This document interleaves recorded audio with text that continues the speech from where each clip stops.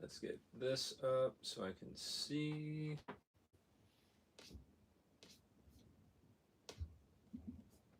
Show that I'm live. There we are. Cool. Cool. All right. And we're live. Cool. Now I'm going to assume that one person watching is me. Is there no chat? What?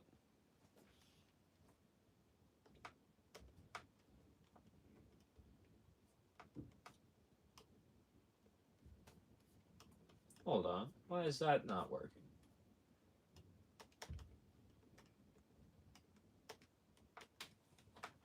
What? Hold it.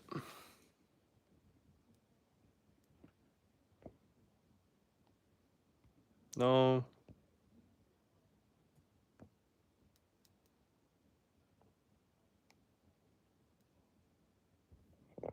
Cool. Looks like we should. There we go. Hello, Super Idol. Nice to have you here. I'm sorry if you got jump scared by my face. I was trying to get the chat feature to work, right? Because for some reason it wasn't going. But hello, how are you doing?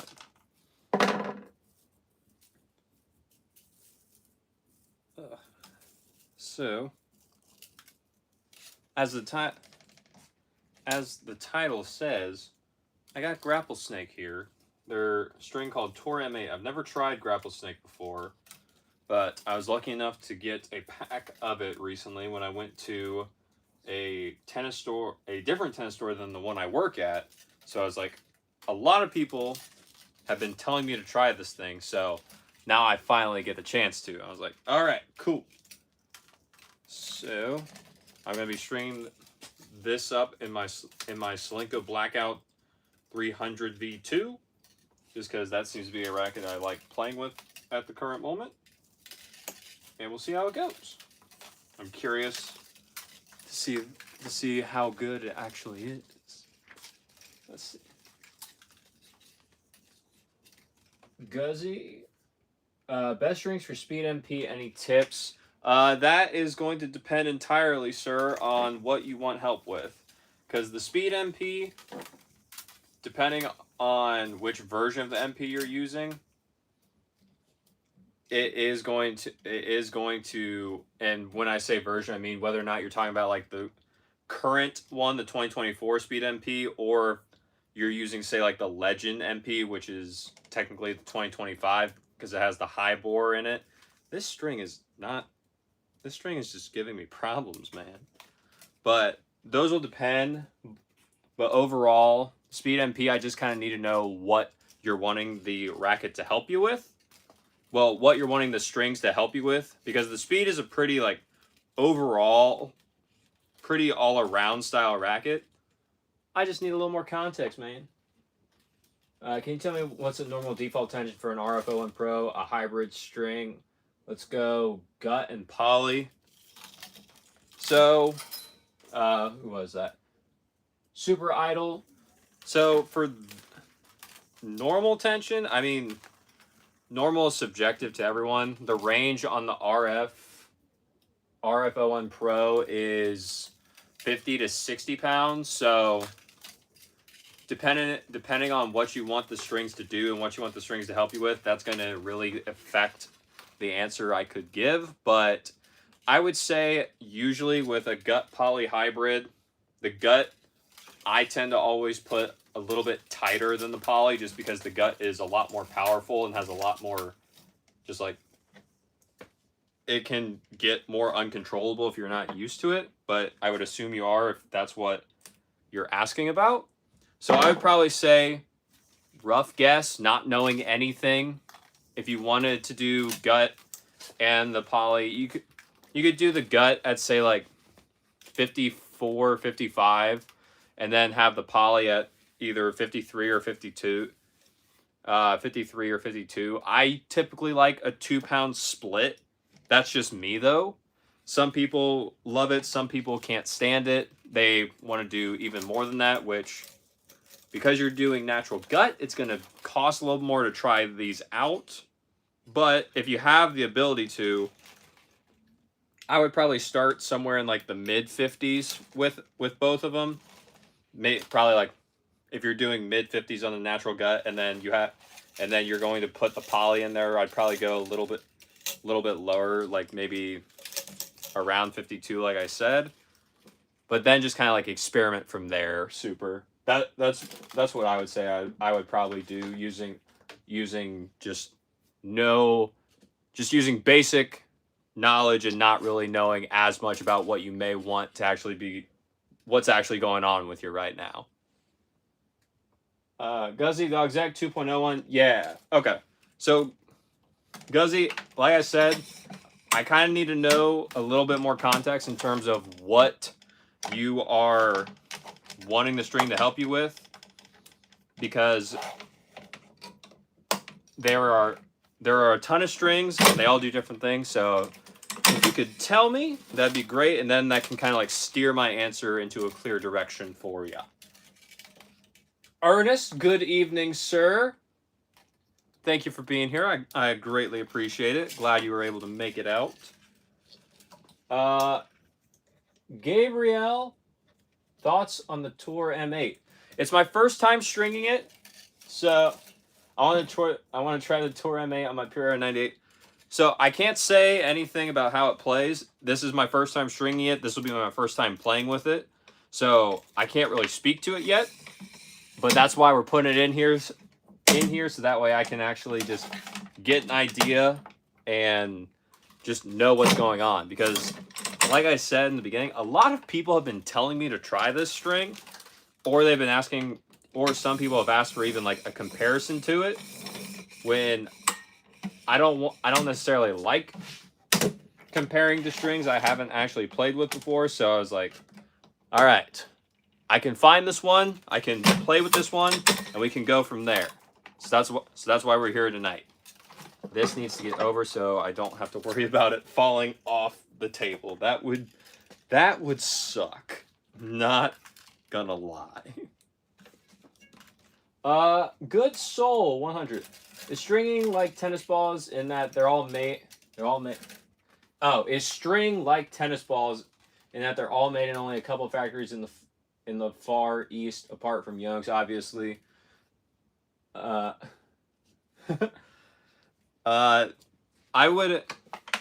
think a lot of strings are made in the same factory. I don't know exactly which ones are made where, but I have heard of some brands that I have heard of multiple brands that are in one factory alone. So it's not uncommon, I would say. But some brands, I think Lux Salon, and like you pointed out, Good Soul, like you point out with Yonex, there are a few specific ones that tend to have their own plants elsewhere, just because either it's a bigger string operation, or they just wanted to be a little bit more sacred and special. What just fell on the floor? Oh, it was my kind of need that. But yeah, I don't think it's. I know there's probably a lot that do get made out of the same factory, but there's some that just have it on their own just because they don't want to have to deal with other people knowing their string secrets. That would be my guess. All right, cool. Let's see. Guzzy, I need more pop to counterbalance the long dwell time of the MP, I guess. Okay. So, if you're wanting more pop, it may... What string are you using, Guzzy? Because if you're using a polyester, that may also be one of the things that's causing the ball to dwell a little bit longer. And then sometimes you can get more pop just by lowering the tension that you use on it. So that may be one thing to look into if you like the string you have in there currently and you don't want to change, or if you're using, say, like if you're using a soft polyester, then those are usually a little bit more powerful, but there's a few that probably have a little bit more power than others just from how they're made and the coatings that are on them. So I think it would depend on what string you're using, but with tension wise, because that was the bet with the strings, if you're wanting to use polyester, I typically like a little bit more. I typically like round polyesters if I'm trying to get a little bit more pop or power from a string that's already designed to give me a lot of control. That's where I tend to lean, and then just kind of like adjust tension to what I feel like would work well at the time. But it just depends on what you're trying to accomplish with it, being the Speed MP and the Auxetic 2.0 version of the Racket. It can really just depend on what you're using and how we want to get you that extra pop. Because there's a few ways, but we got to know where you're at right now in order to do it. Let's see. I want to try. Goes. YouTube changed my name from Good Soul to Good Soul 100. I have no clue how that happened. I'll be honest, I don't know anything about that. If they did, maybe give them a call. I don't know. Come on. All right. Let's see.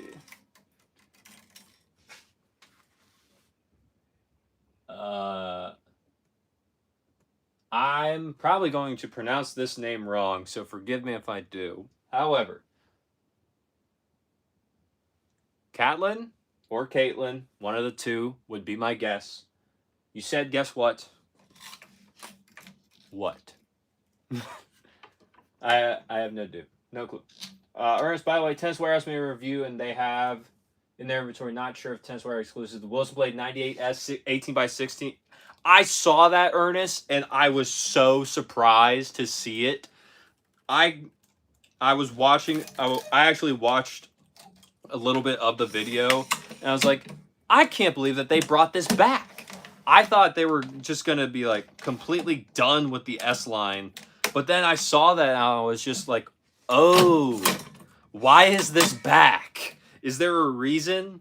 Do they want us to break strings even more than we do now, just because they brought the S pattern back? Because I still have the old Blade 98S, the version 6. I still have that one. So when I saw that video, I was like, that's crazy that they brought that back out, Ernest. That threw me for a loop when I saw it. Ugh.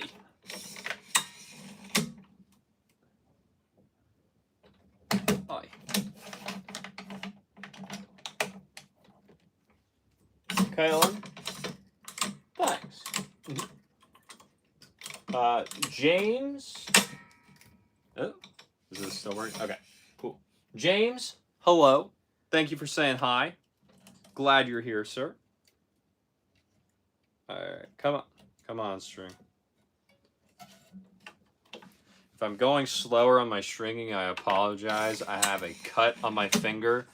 That is right where I use to weave the string when I do my crosses. It's not fun, and especially after being at work where I was pretty much just stringing all day, especially a shaped polyester or anything like sharp like that, just aggravates it. So, not fun, but hey, we get through it. Yeah, cool. Oh yeah, I don't have my Pathfinder. Oh.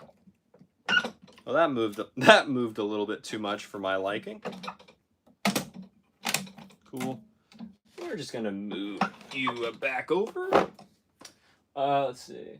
James, super Battle Pure Arrow versus RFO1 Pro, which is your take? Out of those two, I would take the Pure Arrow 98. The RFO1 Pro, to me, just felt hollow. Like it, for being as heavy of a racket as it is, to me it just felt as if, excuse me, when I would actually hit against a lot more pace and a lot more power coming back at me, it sometimes felt like the racket itself wasn't able to handle it, even though it has a very high static weight. And it just felt a little bit weird coming off of the string bed because of how the strings are pushed a little bit more, how the strings are a little bit more dense in the middle and then fan out. To me, it was a little bit weird. The Puro 98, when I play tested it, it just seemed to be a little bit better of an all-around racket for me. And it also gave me a little bit more help with power because it's a Babolat racket and not the RFO1 Pro. But the RFO1 Pro is also just a stick that you got to be a little bit more physically fit and physically capable to use that thing effectively, just because of how heavy it is. Like, it's great at the net if you can maneuver it properly. But yeah, between those two, I would go Babolat Pure Air 98. Super.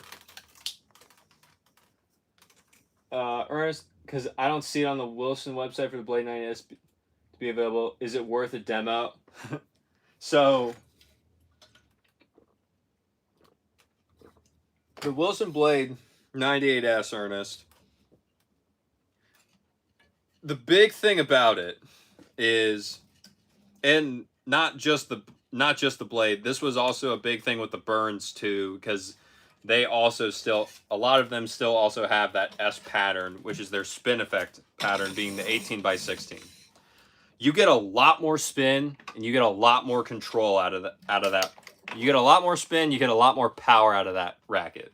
Control, that's a little bit more subjective because you can say that you're using the spin to control it, but some people equate the more dense string pattern of 16x19 to give you the more control. So you gotta just like take with that what you will and how you play with it.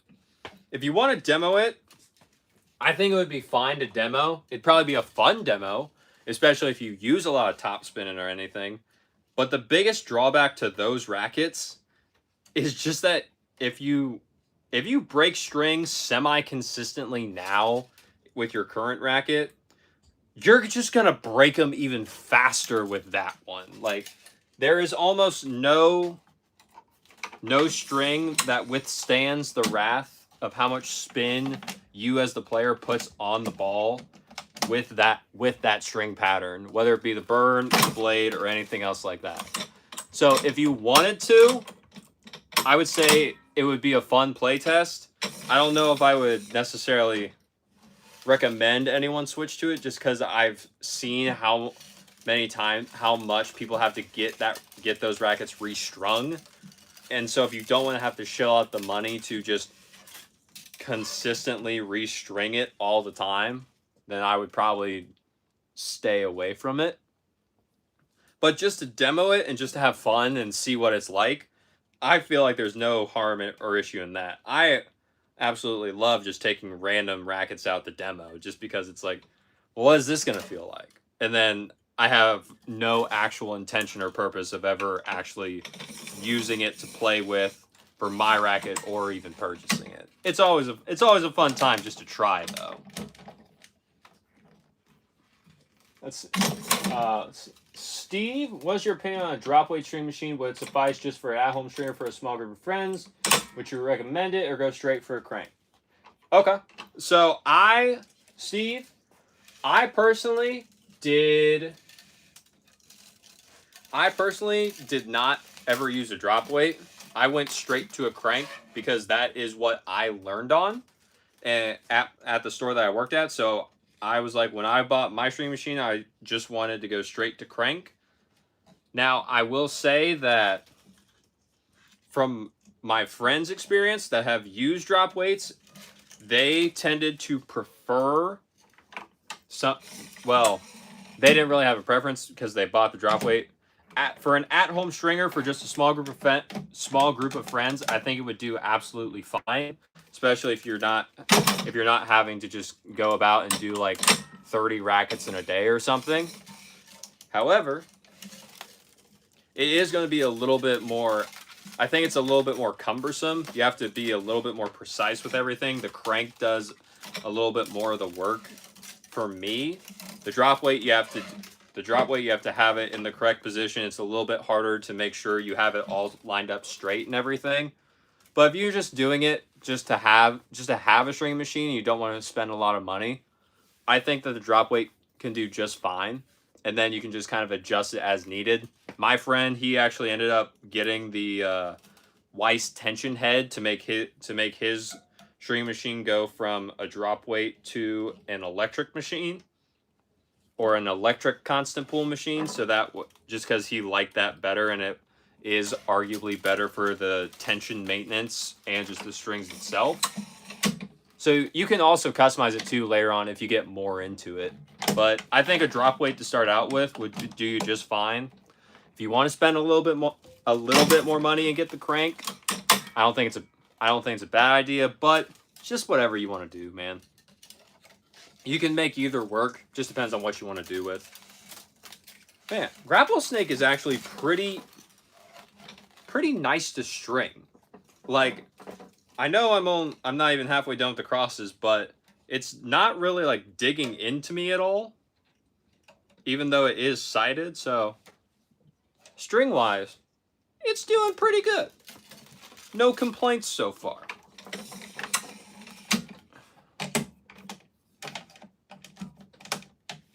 This also looks like the string that the color of it would just work well in the Blade V8. Just that metallic brown and the green. I think, to me, this... Darn it, my snips. But this color in the Blade V8, I think it would be a cool color combo. No idea how it would play, but I think it would look decent.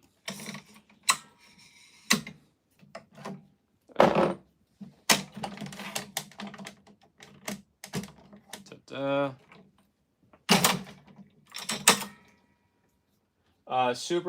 Who is my favorite WTA player? I would say my favorite WTA player is probably Maria Sakkari. I'd say that's probably my favorite WTA player. Like, there's definitely players I like, but she's one of the ones that actually used the Wilson Ultra, which was essentially my first adult racket. So I was always like, anyone that had used that racket, like Gael Monfils or Kei Nishikori for the little bit after he switched to it from the Burn before he kind of like disappeared. I always had a nice place, and it's like, the memories. Great racket, and those who play with it on tour, because it didn't get much love before this year when they released the Ultra Tour, which is just the old Steam 99. But anyone who was using it, I was like, yeah, I like them.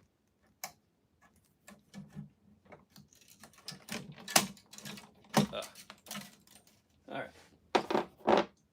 Let's see. Good Soul. My understanding is drop weight is better than crank because DW is constant pull. The only disadvantage of drop weight is they're slower than crank, but who cares if you're doing only a couple of few rackets? I know tension loss with a drop weight. I think you just have to be a little bit more. You just have to be a little bit more precise with the drop weight in order to make sure you don't get the tension drop. Because I think that's what my friend would say about his. He's like, if you didn't get this string, so like just the string I have here going directly across, you didn't get it almost perfectly straight when you dropped the weight, then it would sometimes have then sometimes it would start to lose the tension itself just because it wasn't perfectly in line. With the crank, it kind of moves it for you a little bit. So either one would work. It's just whatever you feel comfortable spending the money to get. But like you said, with only doing a few rackets a week, I don't think that there's really any reason to pay above like $400 or $500 for a stringing machine. Because if you're only doing a few rackets a week, at that point it's just like, you don't need to invest too much. Unless you and your friends decide, hey, we're all going to go in on this machine. And then that way, as long as you're the stringer, we'll all just pay for it. So that way we can all get great string jobs. Then you can just be like, okay, cool. But at that point, get an electric one or something that has an electric pool because it'll be a little bit better for just the overall string bed itself and the playability of it. Let's see. Ernest, how's the blade line in general? Blades, I would say, are out of Wilson's rackets. I would say that they are the better control frame now than the Pro Staff is. They're much easier to use for than the Pro Staff, especially with a lot more of today's tennis game focusing more on spin and starting to just focus a little bit more on driving the ball with more pace, especially flat. I think the blade does a better job than the Pro Staff does. The Pro Staff is much more control oriented, so if you're wanting to be a little bit more precise and pinpoint accurate with the ball, then the Pro Staff does well. But if you want the racket to do more help you more, then I think the blade line does better, Ernest. Just because it's just built to be a more all-around player-friendly frame compared to the Pro Staff. And there's a reason why so many people like it. So many people like it and so many people play with it. It does well, and Wilson knows that. So they don't really try and change as much about it if they ever come out with a new line or anything, because it just works for a lot of people. So there's not really much to change there if it works and you're like, all right, let's just keep making it. And then change small, minute things here and there just to see if it does any better or if people like it more. But typically they're not going to change too much just because the line does very well.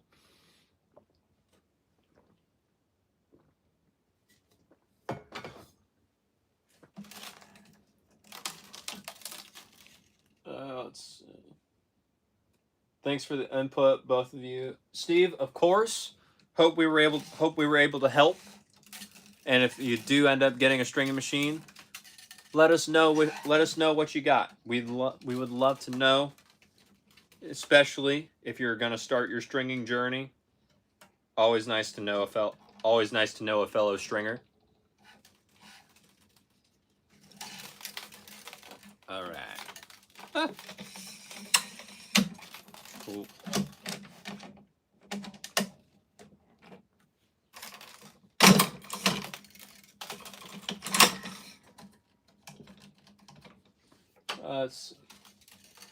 Eva Lies is my favorite WTA player.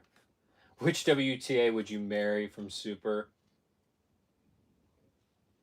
Good. Also say Eva Lies. I don't know, Super. I guess it would just be Sakari, because that was my answer.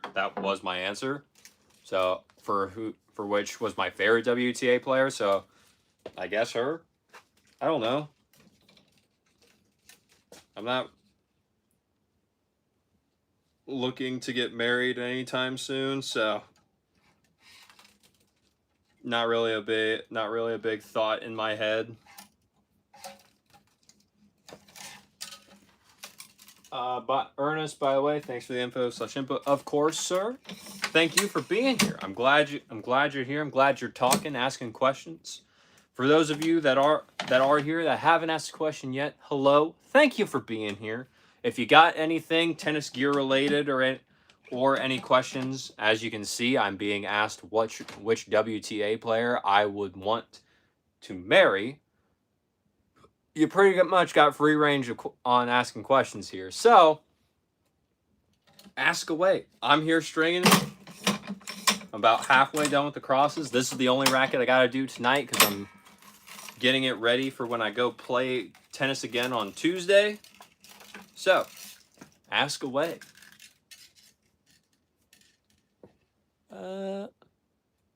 Good. So, how many times would you... What? Okay, no. No. Hold on. No. Super, that one's too far.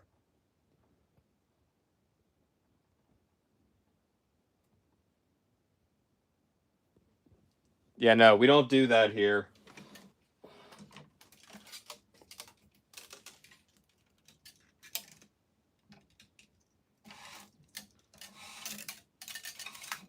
Not cool, dude. I may be stringing it, but I'm still watching the chat. That's not cool.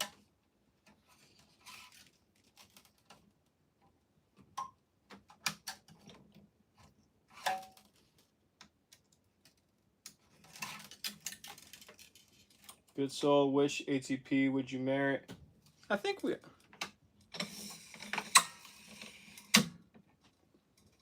Are you asking me that, good soul, or are you asking someone else? Because if it's me, none of them.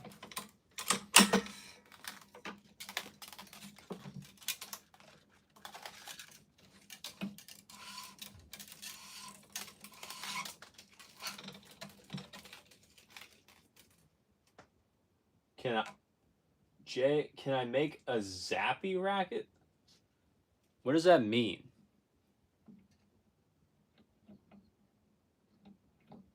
Hello, Super.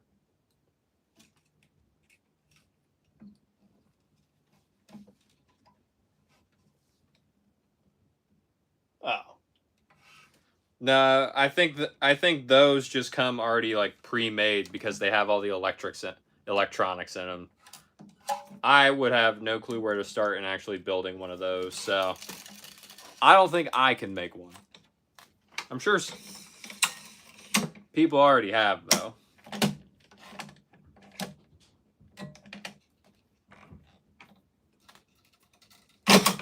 Nah, Super, you didn't get banned.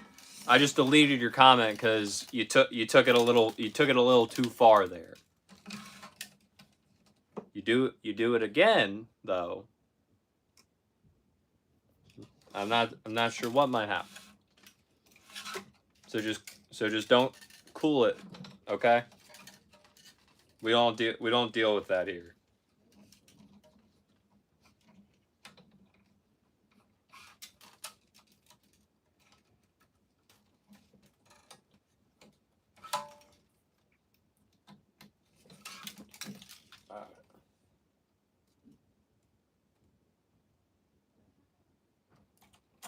Jay, no.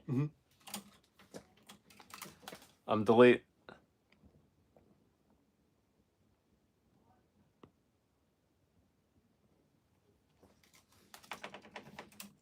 No. Don't do that.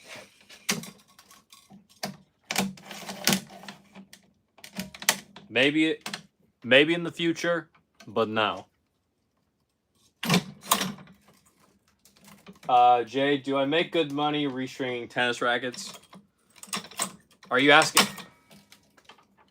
just if you restring in general, or like, or do I personally?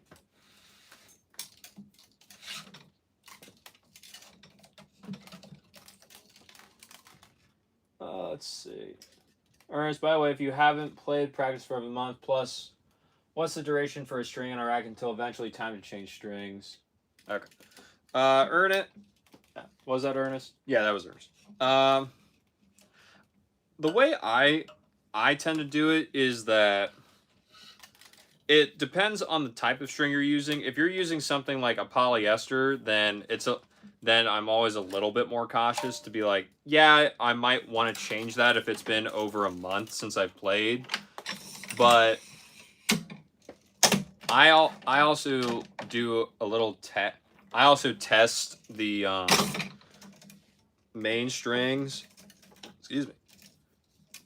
So like Ernest, if I'm just looking at my racket and say this was completely done and completely strung, if you take the two main strings that are in your racket, so like the first two that are right in the middle, so then I usually take those, go to about the middle of the racket, and then try and pinch those two strings in the middle together. If I can do that with not a lot of pressure or not a lot of force from my fingers and the strings move, then that's where I'm like, okay, I probably need to get this restrung. If there's still a lot of tension there to where the string is kind of fighting you and it's not really moving, it's just staying in one place when you actually try and pinch them together, then I usually think it's fine for you. Then I usually think it's fine for you to keep playing with the string. Now, if you're using a multi-filament or even natural gut, then you could probably get away not even having to test it, but just because that string is soft enough to where it's probably not going to be as hard on your arm. But doing that test has worked out for me, and I can also, when I'm done with this racket, show you a better example with rather than just having the racket on the machine while it's getting worked on. But that test has worked for me in terms of whether or not I need to restring my racket or if it's been too long. So I would probably try that first just to see.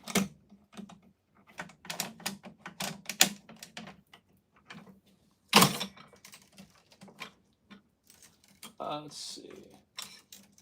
When learning a string, is there a less wasteful way of doing things other than just cutting out perfectly good strings you've just put in? I mean, you've got to string a racket every day to get good. One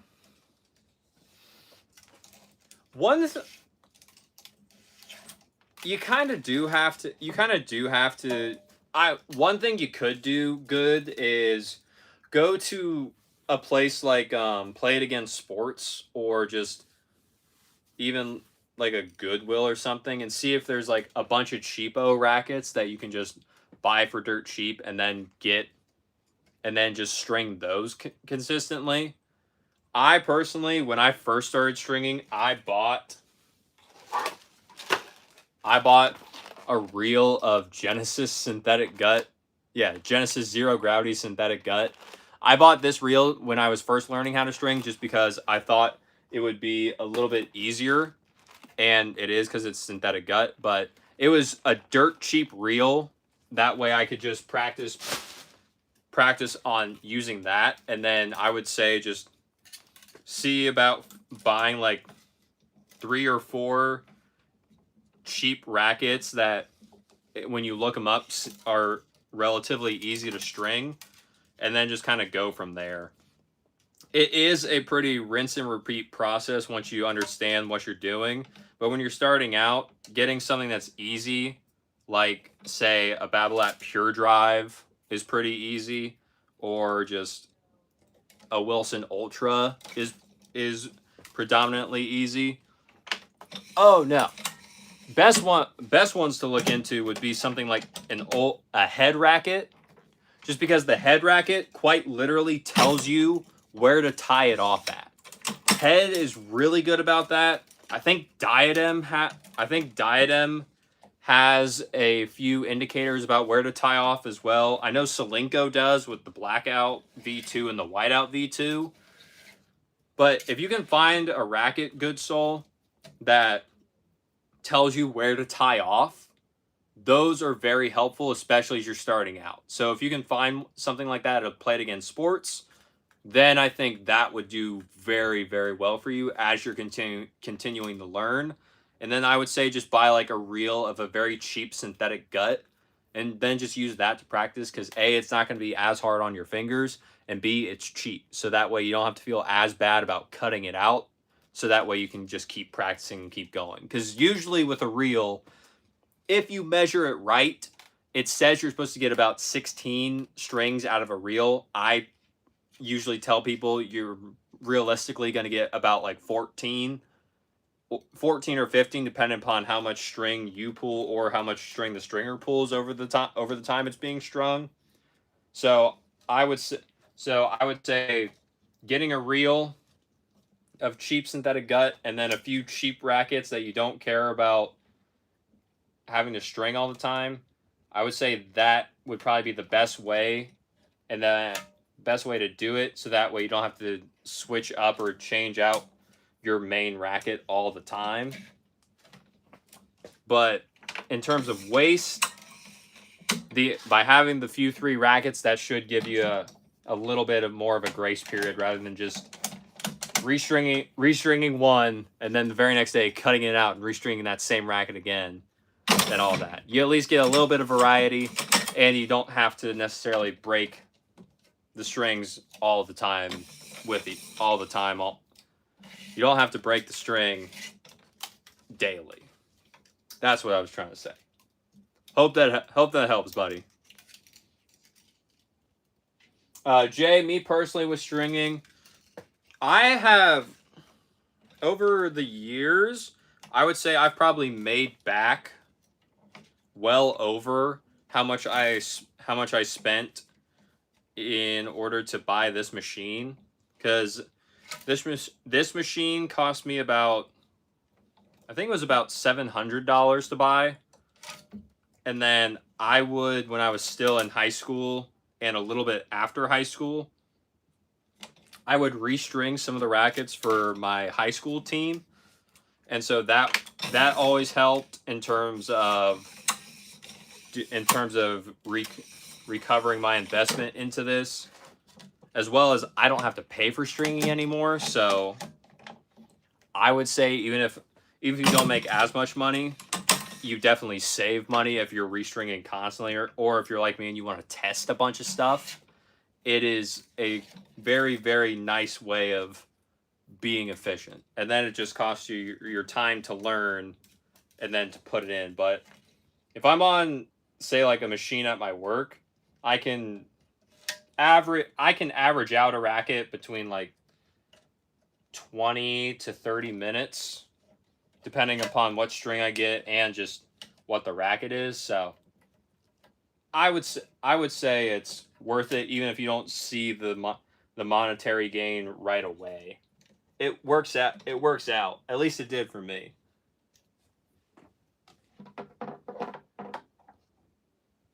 Let's see, where would it go?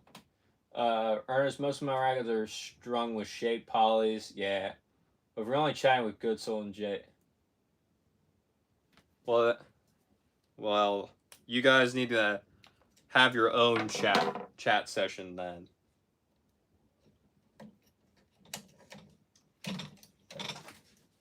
Let's see. Jay, what are my thoughts on pickleball? For me, pickleball is a lot. Pickleball does the social aspect, I would say, better than tennis does. Like, there's a lot more people I know now that aren't really extreme athletes or anything, but they'll go out to play pickleball with their friends. Whereas if you try and ask them to go play tennis, they would look at you like you had 3 heads and be like, no, why would I do that? But pickleball is just a lot easier to get into for a lot of people. So it just works better for people's schedules and for their abilities. I don't think it's inherently bad or that it's wrong. I've played it. I've enjoyed playing it, especially with a few of my friends. I just don't like it when it starts taking over tennis courts. When, say, I as a tennis player want to go to the tennis court and play tennis, and then the people playing pickleball get mad at me because they're like, "No, we were here first. We're playing pickleball." I was like, "It's a tennis court. I'm here to play tennis. You have your courts right there. Go." That's where I'm kind of like, I'm not a fan but I will say pickleball has done a lot in terms of getting people exercising and just creating social events for people. So I think it does good. I just don't want them I just don't like them taking over and overstepping a little bit when people who want to play tennis want to play tennis. All right, almost done.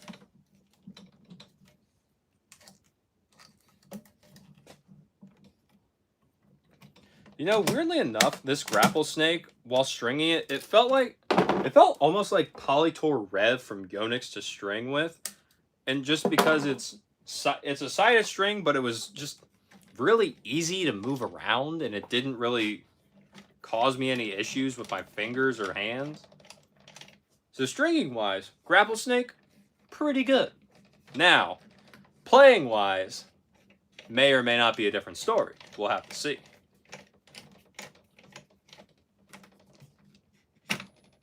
All right. Cool. Should be fun. All right.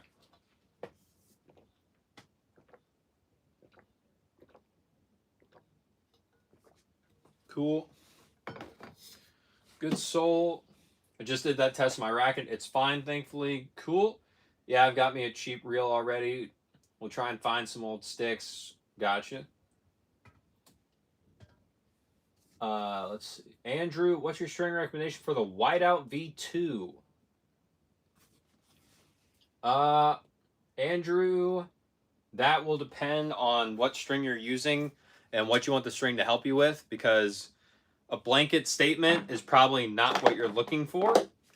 So if you're trying to figure out something in specific, I would kind of need to know what you want help with in order to do that. But if you can give me that, I would be happy to help. All right, let's move this. Bring it down. Cool.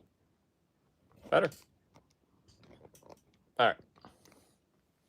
Let's bring this over so I can still see the chat better. Sorry if that was loud. Let's see.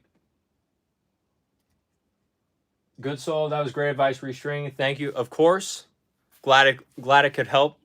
And if you do have questions, if I have another live like this, especially where I'm stringing, ask away. I'll be happy to help you as much as I can. Let's see.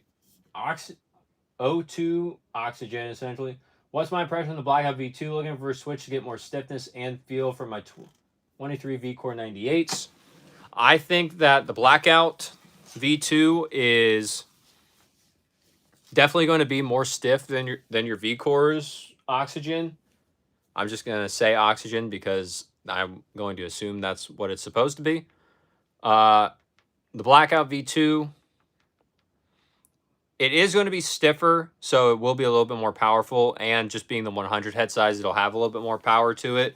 The V-Core, I'd still say, even though you have the 98, is probably still going to have a little bit more spin than this racket does. But this one, because it is stiffer, usually that means it's going to be harder on your arm. However, because they put the foam in the actual Blackout V2, it does work a little better in terms of it does work a little bit better in terms of actually just making sure that the racket is not going to be as hard on your arm. And so that is why it is probably something I would say to demo before you do fully switch over oxygen, just because it is going to be quite a different feel. If you're, depending upon what string you're using, you could probably get your V-Core to have a little bit more feel, but it is also a fairly dampened string as well. So you just got to be, you just have to be sure to make, you just have to make sure that whatever you do end up playing with, you're comfortable with. But I think the Blackout V2 is definitely a good one to try, just because it has done very well for me, especially since I was playing with a Percept 100D, so a little bit more of a control-oriented racket. I don't know why I'm blanking on how to speak right now. But I was using the Persev 100D, lucky enough to play with this, and I really, really liked it. Both the feel, how it played overall. So yes, I would say this is definitely one to try. Probably wouldn't go directly to it though, without trying it, of course.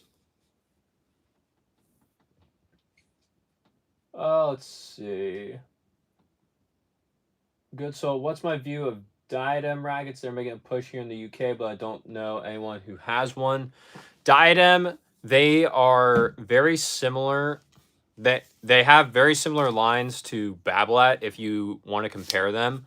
So, the the Nova from Diadem is their power racket, which is essentially the pure drive. The Elevate, excuse me, that's their control racket, so that's pure strike. And then the Axis that they just came out with, that is their spin racket, which is essentially the pure arrow. If you look at the beams, especially on the Axis, and you compare that to the pure arrow, they look almost identical. So Diadem, in my opinion, it looks a little bit more like a more budget-friendly option for a very similar racket to something like the Babolat line, but it's also going to be a little bit easier on your arm too. One of my friends, she was playing with the Diadem Axis 100, normal one, and she said that it was like the pure arrow. It was like the pure arrow, but it was a little bit more of a head-light balance, so you could swing through it a little bit faster. And with with the spin racket, you being able to generate a little bit more racket head speed, that is going to be a little bit better for some players. So Diadem, I think, does well. I think they're just not as known because there's all of the other big companies. But if you actually give them a chance and give them a try, they are doing some pretty good things. So it's something to at least give a demo to without going straight to it, just because you may not have tried it yet. But I have no complaints. I have no qualms. I actually did enjoy the Axis once I figured out how to actually play with it, because I used a little bit more of a flat ball strike, not as much spin as what the Axis may require. But once I figured out how to play with it, I was good. It worked out. So definitely worth a try. I'd say the Axis is probably my favorite line out of the three. So whichever one you think would suit your style would probably be the one I would say to at least try. Yeah, that's what I would say. Good soul. Let's see. Steve, any input on my preferred tennis ball based on quality to value comparison? So if we're going based strictly off price and price per quality, I would probably say the Dunlop Grand Prix Extra Duty is my favorite in terms of one that's going to be a little bit less expensive and also play really, really well. If I don't really have a budget option and I don't necessarily have to mine, I would say the best ball right now in that I have seen and played with is the Wilson US Open Extra Duty Championship, or the regular duty, depending on which one you prefer. Those tend to do very well. They are a little bit more expensive, but they play well, and just my experience, they do tend to hold their tension a little bit longer than most other balls. Not tension, they just don't go dead as quickly. So I would say that those are probably ones to look into and kind of go from there. And then if you want to feel adventurous and you want to branch out a little bit from a few of the actual like main big lines, then you could go and look at the Yonex tennis balls that have come out recently. Those have been doing really well for a lot of people. And at my store, especially when they first came out, we were pretty much sold out of them for a while. So the Yonex tennis balls have been doing nicely, and maybe ones to look into if you're just wanting to try something different. Let's see. Good Soul, Pickle, and Padel are both dumbed down version 10. I wouldn't say that about Padel. Padel looks insane, dude. Like having those cages around, those things are crazy, especially since you can bounce the ball out of the cage, hit the ball out of the cage, and then hit it back into the actual court, and it's still fair to play as long as it makes it to your opponent's side. That seems crazy to me. I would love to play padel. I've never gotten to. It looks like a ton of fun, but I don't know. I don't know if I'd switch. I also don't want to pay over $300 for one paddle and then not really play it ever, just because there's no real big padel facility near where I live. So it's kind of like would love to play it. Probably not going to spend the money to play it. Let's see. Babolat team, all court are the sweet spot for me at Steve. Okay. Babolat balls have done me well in the past. I would just say that I've liked the Dunlop and the Wilson better though. But if you want to try something different, probably it's not going to hurt you. I need to grab my water. Come back. Made it. Let's see. Okay, enough drawing chat. Good Soul, what pressurizer do you use? Because I've seen those things. I've seen like ads for those things before, and I know someone that has said something about using those, and I'm just like, I've never heard of it actually working. So I'm curious to know which one that you actually use, Good Soul. Any new tech rackets? Tech wise, I'm not sure what new technologies will be put into any of the new rackets that are coming out next year. The only ones I know for sure is the high bore and the head rackets. So with that, you just have to try the new speed legend, whether the MP or the pro. I think it I think the high board and the boron in the new speeds works wonders for the racket, because I took out a demo of the current speed and then the legend with the boron in it, and it to me it was a night and day difference. Like I cannot stand the current version of the speed MP or the speed pro. It to me it feels very unstable. The new version of the speed with the legend with the boron, it to me it just played so much better. But that's me. That's my feelings on it. But that's going to be the only like big tech thing that I know of in terms of what may have changed with any of the new rackets that are going to be coming out next year. So that's about all I can say. All I can say on it. It's just what we already know. Let's see.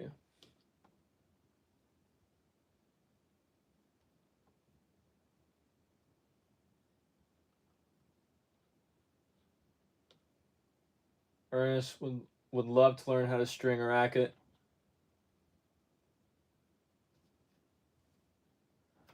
Ernest, do it. Learn to string. You can pretty much learn to string on YouTube. One of the guys I work with, that's exactly how he learned. And so that way you can just figure it out. You just got to have a machine. But yeah, you can learn a lot of stuff on YouTube for free, and it's great. I think YouTube highly underrated still, even though people can learn a lot on it. But yeah, I very much enjoy stringing. It is a fun time. I get to do stuff like this with you guys. But yeah. And then you can figure it out, Ernest. It's not that hard once you know what you're doing. It may look complicated, but it's actually pretty easy.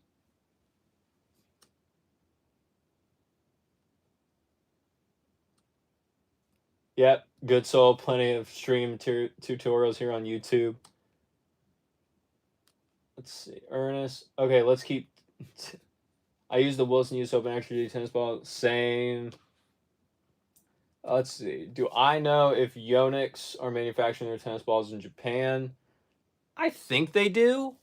I haven't. I would have to check one of the cans or like the case of it, but I think that they make everything in Japan just like they do with their rackets and strings. I don't see Japan being the company to kind of like outsource that. I know on their Alpha line of rackets, like the E-Zone Alpha, I know those are made in China.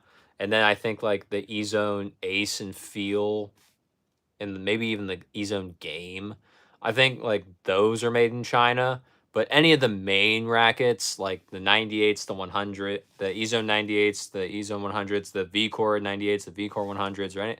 V-Core 95, those are all made in Japan. So I think the tennis balls would be made in Japan as well. And then they just kind of like change up from there. That's what I believe is going on with them.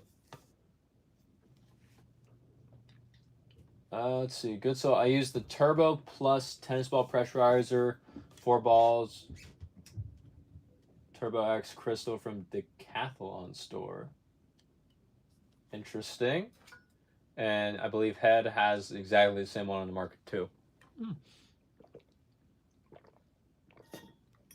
Cool. One more tennis thing to look into. All right. Cool. Well, we've been here for an hour. Racket's done.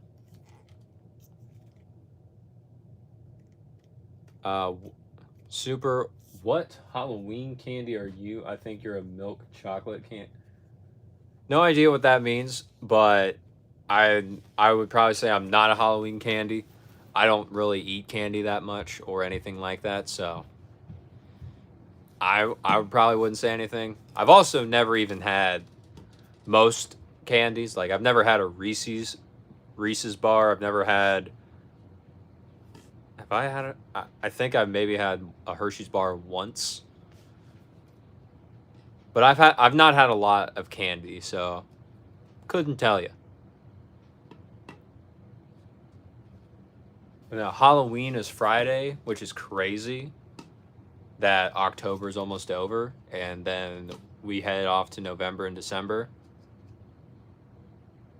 But yeah, it is crazy. Ernest, have a great and safe week. Until next time, be safe. You as well, sir. Be safe. Thank you for stopping by. I greatly appreciate you being here as always. Always a great time when I get to see you. But yeah, if there is anything else, we can stay around for a little bit longer. But if not, then we may just end it here, and then we can all go back. We can all go again on our merry little ways. I'll give it about a darn it. Let's see. Good. So do we sell? Do we sell a lot of rackets at Christmas like the rest of retail, or you sell mainly before and during the tennis season?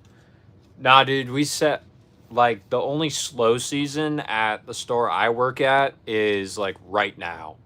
So the month of October, I think, has historically been the slowest month in where I work's history. Just the history of it, because the weather's starting to change, so people aren't sure if they want to play indoors. They're not sure if they want to play outdoors.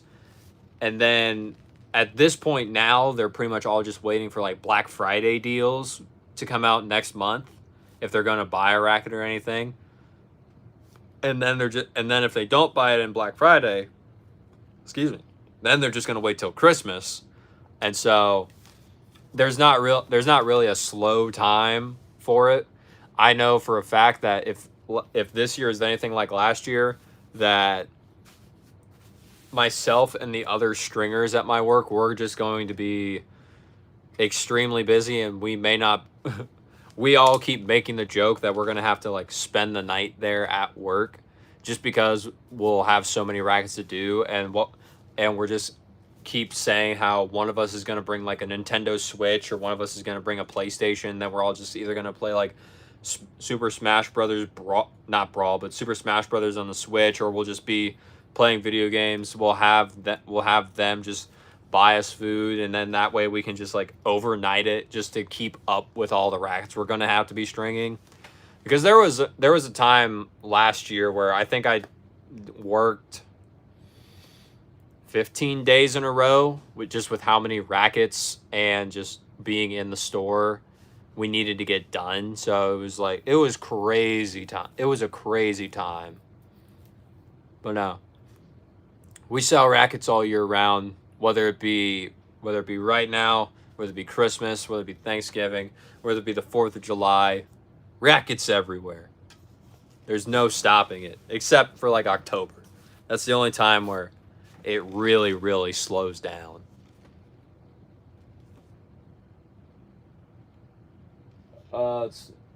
Tony, so many strings.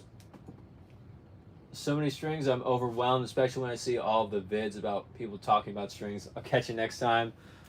Tony, thank you for being here. Yes, strings can be extremely overwhelming if you have no clue what you're looking at, or you're just starting out trying to figure out how these all work. Luckily, though, there are some pretty like basic factors that all strings kind of follow. And then once you know those, you can pretty much just look at a string and then be like, oh, okay, yeah, that makes sense. And then you can have a pretty good idea of what's going to play like what without necessarily having to play with it. But it's always best to play test it yourself, see what's going on.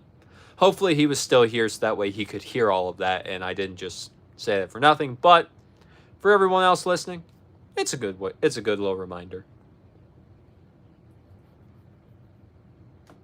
Ah, Tony, you're still here. All right. Yeah, man. If you ever got string questions, especially if we do another one of these lives, just drop them in the chat. That way I can answer them live for you. There's a lot of confusion in terms of what things actually do and what things actually mean, especially for players who are really starting to like try and figure it out on their own.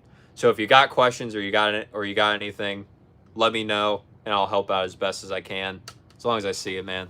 But you just got to ask, and then I can help. Let's see. Good soul. Do you get finger injuries or repetitive strain injury or whatever they call it? I have maybe, because like I said earlier, I cut. Now, here's the thing. I am on a medicine right now that just like completely dries my skin out. And as we're getting closer to the winter seasons where I live, it's getting worse. And then also stringing with a very repetitive or like extremely sharp edge strings, those do a lot of damage, and it has caused me to get a very big like cut on my finger, which is the finger I use to actually weave the string through in the racket when I'm putting it in. So that's not fun. But so far, besides that, I really have been lucky enough to not get injured from stringing. So I'm going to say technically I have, but no, not usually. Good soul, could one string in thin gloves? You could. I know one guy that he used to have a specific glove he would wear on one of his hands. It wasn't to cover his fingertips or anything, but he wore the glove because the string itself, when he would pull it through, what he would do is he would wrap a part of it around his hand or around the glove, and then he would pull through. He found if he didn't wear the glove, it would just dig into his skin and it was like causing him problems. So you can use thin gloves. It'd be weird and the string might get caught on it, just like the edges might actually like catch into the material of the glove. But you very well could. I don't think that it would be able to stop you that much. You just have to get used to it. Oh yeah. Tony, Polly that isn't too dead, maybe has some pop, Control is good, but man, some are so dead, and I see people talking about blending polys. Crazy. Haha, but I'm trying to figure it all out. Yeah, man. People online, they're gonna say a lot. I think, especially if you're just trying to figure it out, blending polys, hard thing to do and hard thing to master, especially if you don't know what you're looking for. One poly I would probably mention just to try, Tony, and this is assuming you've had no arm issues, you don't have tennis elbow, or and you got nothing like that. Just because if you have any of those things, I probably wouldn't recommend using a poly anyway, just because that's usually going to just like make it worse. But if you don't have any of those and you're wanting to still use a polyester, one that I really like, and I would probably say, because I got asked this question, I think earlier today at work, I'd say it's probably my favorite round polyester. So to me, it has very good feel. It has very good pop, very good power. It's not as spin friendly just because it's not sided. But one I would say I really, really like that doesn't cost a lot either is called Technofiber Ice Code. And Ice Code is cool because it is about, I think it's about like 12 or $13 a pack USD. So I have a very easy time recommending that to people. And I've also I've also been able to switch strings, or I have had two or three people that I know. Two of them used the exact same string, which was RPM Power. Yeah, RPM Power, and then one guy he had been using Luxlon 4G, and I was like, hey guys. Now I told them all this separately and individually when I was working with them, but it's like, hey guys, try this string. It's called Technofiber Ice Code. Very similar, round poly, a little bit more power, a little bit more feel, and about the same spin, maybe a little bit less, but you get the gist. And they're like, great. All three of them tried it, and they all loved it. Like two of them, they have never switched back. They keep using Ice Code. They always keep coming back to it. They just love it. One of the guys, he has won quite a few tournaments using it now for his age bracket. So I think Tony, if you want to try a poly with a little bit more feel, so not too dead, and has a little bit more pop to it, Technofiber Ice Code may be the one to go to. And you also have a few different gauges as well, being 16, 17, and 18. So that way you have the different thicknesses if you break string or if you don't break string. Glad you have a Technofiber 315. I'll try it in there. Thanks. Of course, sir. Glad to help. And hopefully it works out for you. I think you'll have a great time with it. And yeah. Steve. All right. Before I answer Steve's question, I'm moving this away from here because there's a couch right next to where I string.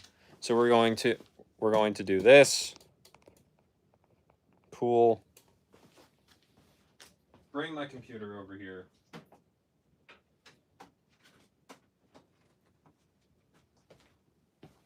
All right. Ugh. On the couch. This is so much better. Get down here. Cool. All right. All right. Cool. Steve, how are the margins for selling tennis rackets? I've heard Wilson Head, Young's Battle all have their own deals with stores, which is why some rackets go on sale more than others. Margin wise, I'm probably not the best person to talk to just because I don't necessarily look at the margins. That's not my department. That's not my business. I just know a lot about them. But anytime with most tennis rackets and most tennis stores, anytime you see a sale going on for a racket, it's not usually the store that's doing it. It is the actual racket companies themselves. Just because the stores have to follow something called MAP, which is I think manufactured agreed pricing. So they have they have to they have to follow all the prices that the manufacturer set. So if you see anything that's on sale, the actual manufacturer, so like either Wilson, Yonex, Head, Babolat, or any of them, those guys said, "Hey, that can go on sale now," and then the stores are able to actually run a sale. Whereas if they try doing that on their own and they don't know and no one knows what's going on, well, let me rephrase it. If they try running a sale on their own and then the companies find out, then the store gets in trouble because they're like, "Hey, we didn't authorize this. You guys," and then there's the chance that that store no longer is allowed to sell that product. Babolat was a very big one for this. Like if Babolat found out that you were doing something with their rackets or their items that they did not approve, you have a very high chance of just getting kicked out or like Babolat saying you're not allowed to sell our rackets anymore, which would be a big loss for I'd say probably most stores in general. It's crazy, bro. But yeah, margin wise, I couldn't tell you much, but if you see a sale, the companies themselves, being the racket companies, they're doing that, not necessarily the store. Super, Super, I have no idea what in the world that is. I'm going to. My only guess would be that you're making something like an American Pie reference. No clue. No clue though. Kanako, what's up? Thank you for stopping by. Super. Do I bring any girls here? I think you did. No, you'd be wrong, sir. No girls. Completely single. It's just me, bro. Good soul. Yonex have their V Core on sale in the UK, which can only mean a new one is due out, right? Well, if we follow the release schedule that most all the brands have, or if we look at Yonex's, what Yonex does is like each racket line typically gets about 3 years until a new version comes out because they have three main lines of rackets. So this year was the E Zone. Last year the Percep came out, so it just stands to reason that the V Core is supposed to come out next year. The other thing about that one too is just the fact that Yonex has been having production issues with their rackets, so they had done it to where they had pretty much stopped almost all production of the V cores and the Perceps in order just to fill the demand for the E zones. So that's why a lot of stores didn't have any of them and weren't able to get any of those rackets, just because Yonex wasn't making them because they were trying to fill every single bit of demand for all of the E zones. So that may have been another reason why the V cores were on sale, just because the stores were trying to like get rid of them since they knew they weren't getting any more. But looking at the release schedule, it is pretty safe to assume that there is going to be a that it is going to be a pretty easy thing to say that the new one will be released next year. Good soul.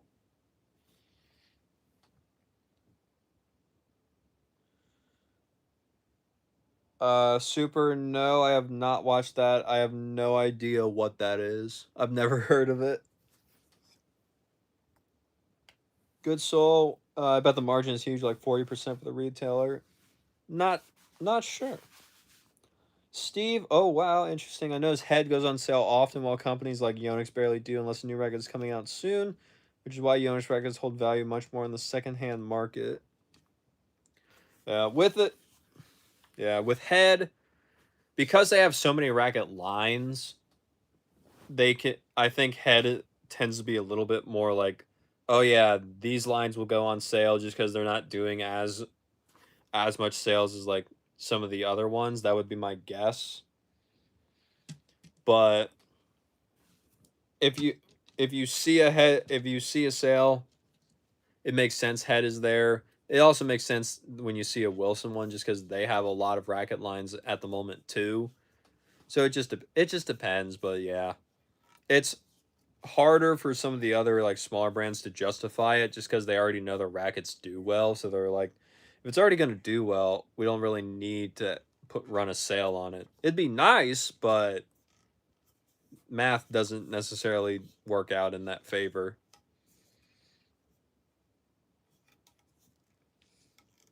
Tony, they had a buy 3 get 1 free, so I've got some ice code coming. Better be good. Got some Torline strings in. I don't really know what to do with all that. I just like the color. Hey man, that's fair. Hey, Tony, did you buy all of one gauge of ice code, or did you at least, or did you try to get a few other ones? That's awesome that they had a deal code out on it for you though. Uh, I'm glad that worked out. All 17 gauge. Okay, yeah. That seems to be a pretty good one for most people to try. I like the 17 gauge. Tony also cannot stand head because there's too many frames, too many choices, it's overcomplicated. Yeah. Yeah. I like head frames, but they got a lot going on, man. And if you're not like wanting to get into the extreme details of rackets and what they're supposed to do, it's just like it's a lot. You can get very easily overwhelmed. Lou Silver, you're new. Hello. Hi, I know you dislike the Speed MP, so do you think I'd like the Blackout more than the Speed Legend MP that I currently play? Mach 10, usually at 48 pounds. Lou, I think that would depend on why you would want to play with the Blackout. Because just because I may not be a fan of a racket does not mean that other people are going to should hate the racket. I am very much, if you like how the Speed MP plays, stay with the Speed MP. That's completely cool. I'm all for that. But if you don't like it and you are willing to switch, the Blackout I think would be more powerful than the Speed MP, and to me, I think the Speed is going to be have a little bit more feel to it, just because it doesn't have the foam in the Blackout. Sometimes the Blackout can feel a little bit more muted because of that. But if you're using Mach 10 at 48 pounds, both of them being 100 square inch head sizes, both of them being 16 by 19s, I don't think you're going to be good. I don't think you're going to have a hard time with either one of them. I just think that the Blackout is definitely going to be a little bit more towards the power side. So you would maybe have to bump up your tension on your Mach 10 by a few pounds, usually like 2 or 3, and then that'd probably rein it in, Lou. But if you like the Speed, don't switch just because someone on the internet isn't as big of a fan of it. But if you are wanting to try something different, I would probably just grab a Blackout V2 demo and then just put Mach 10 in it at whatever your tension you prefer and then try it out from there.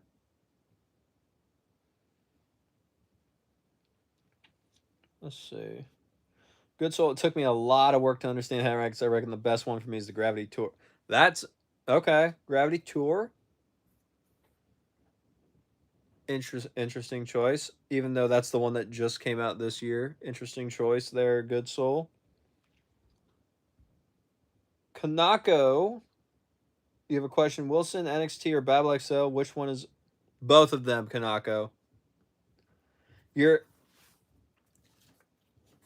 if I'm right, your kid Kanako can use either or, and they would have the same amount of arm friendliness with either of them. They're NXT and XL are very similar. I think I would say XL is probably a little bit softer, so maybe a little bit more arm friendly and just slightly more powerful. But in my opinion, XL is also going to break quicker.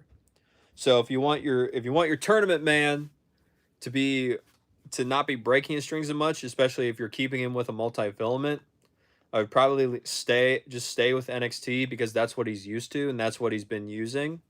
And then if he has more than 3 rackets to play with, take one of the rackets, the one that has had the longest time from when it was strung until yeah, take the one that has not been strung the longest, and then try excel in that with the exact same tension that he uses the NXT at, and that way it gives you a easier chance to try the string without him having to worry about playing his next tournament because he still has the other 2 rackets full of NXT that he's used to and comfortable with. Tony, all 17, but I will admit there's a couple good frames from head for sure. Silver, you're new. You haven't commented yet. Hello. Tried the new Pure Drive 100 and man, the power. Yeah, that's a Pure Drive for you. Sounds about right. That thing can go insane. What was it?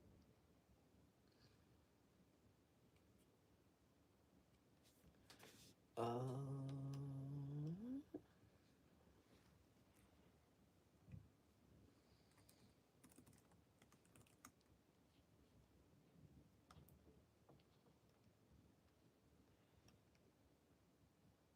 no.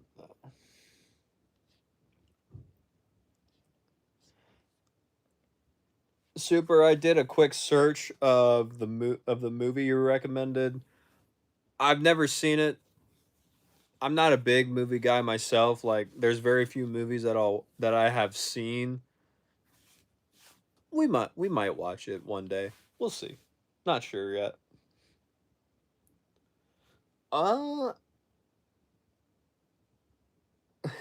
I don't know how to pronounce this.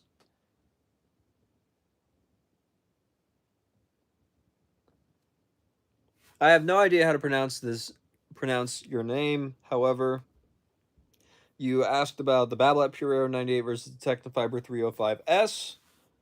Basically, Pure Aero 98, that is Pure Aero 98 versus the Technofiber 305S. The 305S is going to have more control and going to be a little bit more control oriented.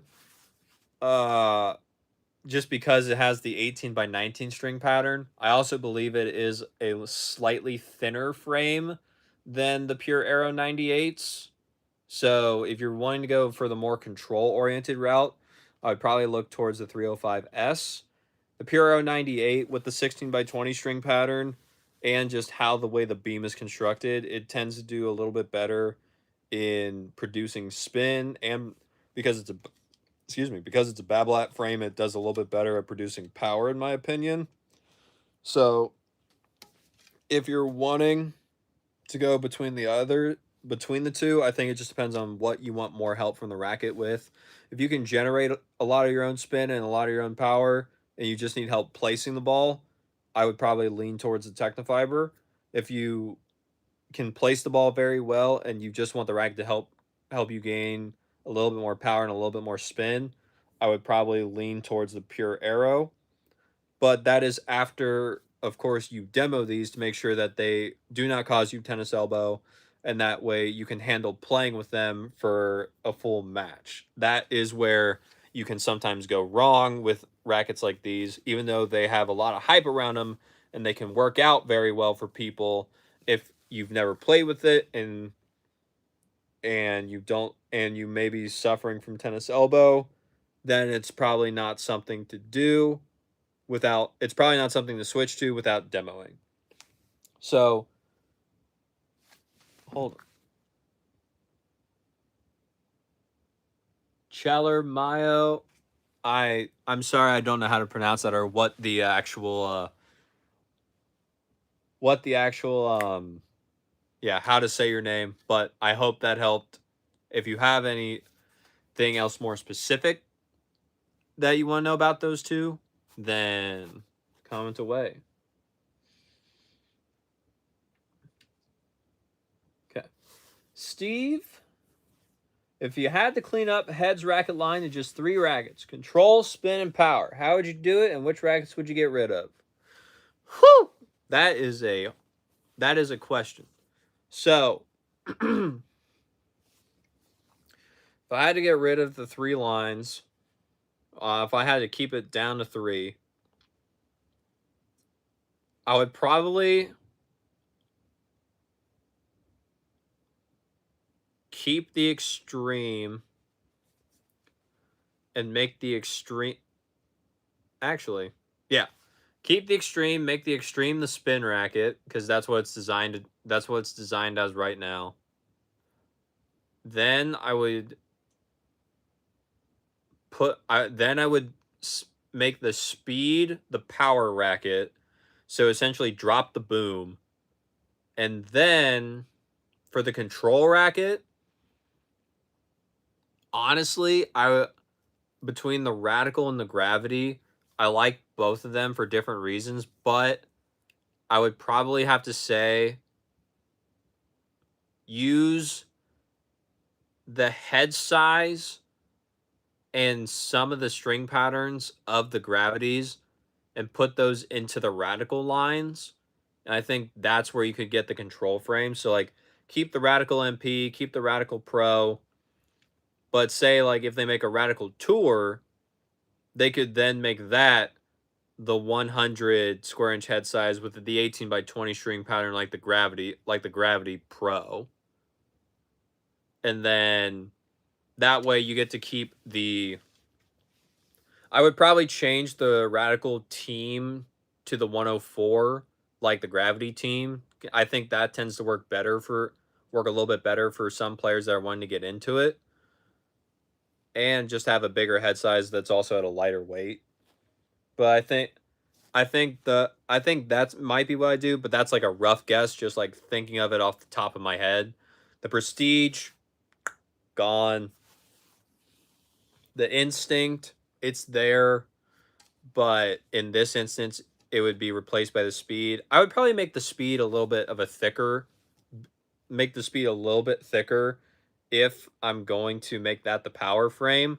But I'd have to really see after I try the new high bore speed just because it looks to be a lot better just from me playing with it. But yeah, that's probably what I would do, Steve. That's just me thinking off the top of my head. If I thought about it longer, I could probably give you a much cleaner answer on how I would want to do it.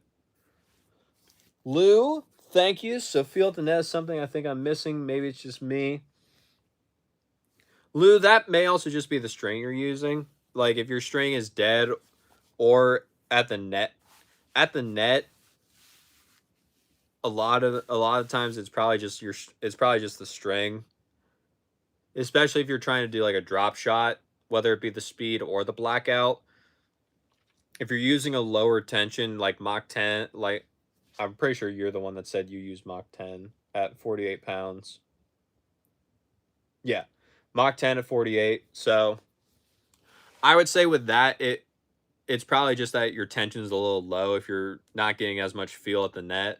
So you might want to increase it. That'll let you kind of like just drop and place your volleys a little bit better, and that way it's not sailing on you. Mach 10 is already a softer poly in itself. It's not marked as a soft poly like Hyper G soft or Torbite soft, but Solinko told me if you were to put those strings together, it's like Hyper G soft is the softest, then it goes Mach 10, and then Torbite soft. So you could probably go up a few pounds in tension on your Mach 10 and not really have to worry about it too much. But I would not go drastic like more than a 5 pound switch at one time just because that's probably gonna be too much to go to right away. You gotta do something like that in increments, and that's what I found tends to work best for people. Kanako, thank you for the advice. You have a good memory about last conversations and about my kids. Hey, with with as cool of a name as Kanako, and how much you could tell that you want to make sure that your kids don't get hurt from what they're playing with. Of course, I'm gonna remember. Tony, I've been stringing poly 5150, but I think I'm gonna drop tension 3 pounds or so. Usually in a 97 98 racket. That's still pretty tight. That might help with pop. It'll help with pop. It'll help with pop, Tony. But the big thing is when you're testing strings, at least for me, when you're testing strings, especially polyester, don't change your tension to try and match the string that you're testing. So like if you're normally using 51 and 50, then when you try ice code, try it first at 51 and 50, because that way you're eliminating all the other variables besides the string itself. So that way you can really test and know whether or not you like the string. Because if you change the string and then you change your tension at the same time, and then you like something or you hate something, you're not sure which one it was. So then you have to redo it again. So if you do it just changing string and not and keeping the same tension, it's going to make it a little bit easier for you to know whether or not this string even actually works for you. I saw that you said copy that, so glad that helps. But yeah, do it in steps, and then if you like ice code, then start dropping the tension to see what you think. Let's see. Good soul, watch the movie Whiplash if you haven't already seen it. I promise you will like that movie. Funny enough about Whiplash, besides the fact that's not my tempo, as he would say, I haven't seen Whiplash, but when I was in high school, I was in my high school's jazz band, and I played saxophone, and we actually played the theme song. I think it's called Caravan. We actually played that in our jazz band my junior year of high school. So that is my only connection to Whiplash, is the fact that I have actually played it, but I have not actually seen it. But I've seen that guy go, not my tempo. Kanako, kids were using head velocity MLT 17 gauge 48 tension. Their arms started hurting. I was surprised. Velocity should be arm friendly. So Kanako, if their arms started hurting at 48 pounds with velocity, there's two things that I think might be going on. One is potentially that it actually maybe three. So one might have been the technique that they were using, but if that's never been an issue before, the technique answer is probably not the problem. Number two is that maybe the strings had not been changed in a while, and that sometimes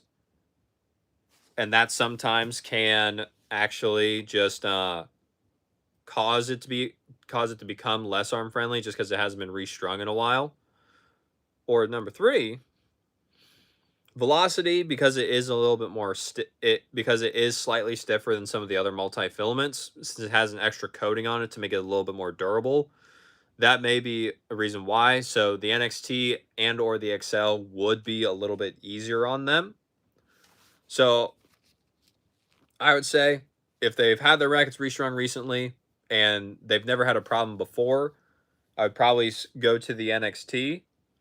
But if not, then they might just need to restring their rackets Kanako rather than just like completely switching strings, because velocity typically is arm friendly because it's multi-filament, but it's not the most arm friendly multi-filament that they do make.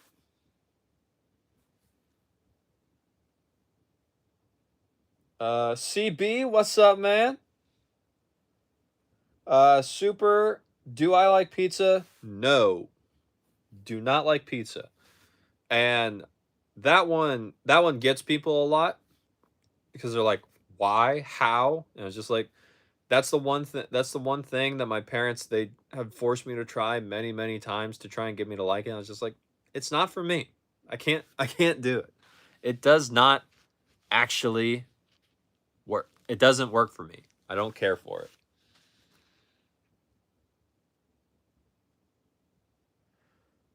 Let's see. CB. I broke the Racer Soft 1.25 that was in my Easy 100 yesterday. Restrung it today with Kirschbaum Super Smash 128 at 48.46 pounds. Okay, CB. Question for you. Because of because of what you're stringing at 48.46. I'm going to assume 48 pounds was in the mains, 46 pounds was in the crosses. I want you, CB, tell me why. Why did you have it strung at 48.46? Meaning that the crosses are at a more loose tension. What do you feel that helps give you? Because I keep seeing this more and more and more with players, excuse me, that are getting their racket strung. They're having the mains tighter and the crosses looser, if even though they're using the exact same string. So, CB, if you would be so kind as to comment why you do that or what you feel that is helping to give you, I would love to know your answer.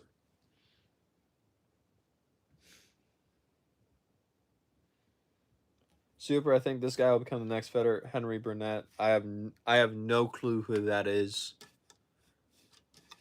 I will be honest, I have no clue who that is. Tony, copy that.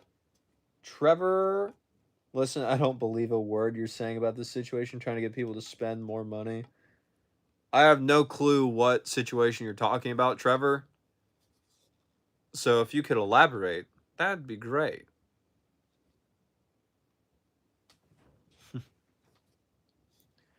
uh LP Hearted? Did you know that the last time a Super Bowl was played in January, Cincinnati lost to San Francisco by only 5 points? No. I have LP Hart. I have no idea. I have no idea anything about sports. This, uh, the Reds flag behind me, and is that, yeah, the Bengals thing. These are not mine. Yeah, these are not mine. These are someone else's. They just happen to be up. So I really don't I really don't watch baseball or football at all. I thought it was hilarious today when I was at work that people I know who are Bengals fans, they were absolutely just livid by the fact that the Bengals lost to the Jets. And I thought it was hilarious, so I just started smiling because it was just like they lost. From what I've heard, the Bengals lost to the worst team in the NFL today. I was just like, that's hilarious. So I just make fun of my friends that are Bengals fans and just go from and then just have fun with it because they all get so mad.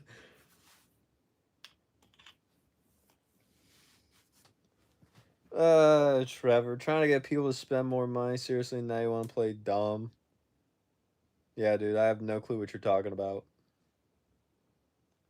Emmanuel, learn lots restrings from your podcast. Keep up the great content. I have a podcast? Wait, Emmanuel, what are you what are you talking about? What podcast?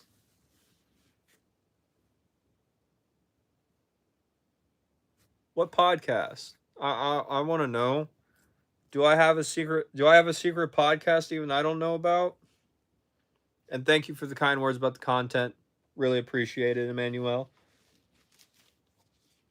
Tony, if it's the same string, I don't think it's necessary. Ow. If it's the same string, I don't think it's necessary to change the tensions main versus cross, but the idea I think is the cross strings are shorter. Wow.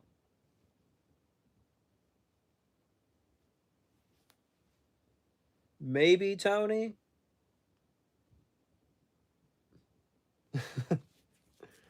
This is my podcast apparently. Hey, if if I can go live and this ends up being a podcast or something like it, hey, if it works out, it works out. I enjoy doing it, and I hope that everyone here is enjoying their time. I mean, you're staying here with me at when you could be doing anything else with your life, so hopefully. But I got like the classic podcast setup where I'm just sitting on a couch looking at my computer so I can answer the questions or anything. Who knows? Maybe we turn it into one. That'd be fun, but we'll see. Kanako, where is it? Kanako, where'd your comment go? Do I recommend NXT the most from all kinds of multi-filaments? NXT is probably one that I would say I've probably recommended NXT one of the most. If you're wanting to go the most arm friendly or one of the most arm friendly multi-filaments, especially for your kids, then I would probably lean towards either NXT or Technofiber X1 Biphase, which I think I've mentioned to you before. So I would probably lean towards those. Biphase, I would say, is probably going to be a little bit easier on the arm, but it's also going to not last as long as NXT, meaning that it'll break a little bit quicker. But if your kids don't break strings that much, I think you'd be fine with either way. They're both about the same price, so you're going to get pretty similar results. So it just depends on if you want to go a little bit more arm friendly or if you want to go a little bit more durable. But either one I think would do you fine, Kanako. But NXT or Biphase, either one would probably work out.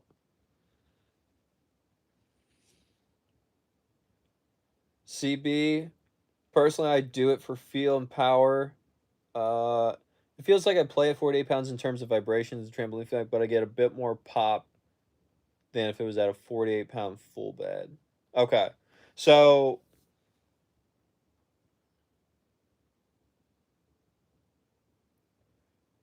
so you get so you're saying CB that whoops by doing the 48 46 pounds, so like the mains being tighter and the crosses being looser, you're saying that by doing it you still feel as if you have the control, or you still have the same amount of feel as you would as if you were playing with the tighter tension in a full bed, but it's just slightly more powerful because of the 46.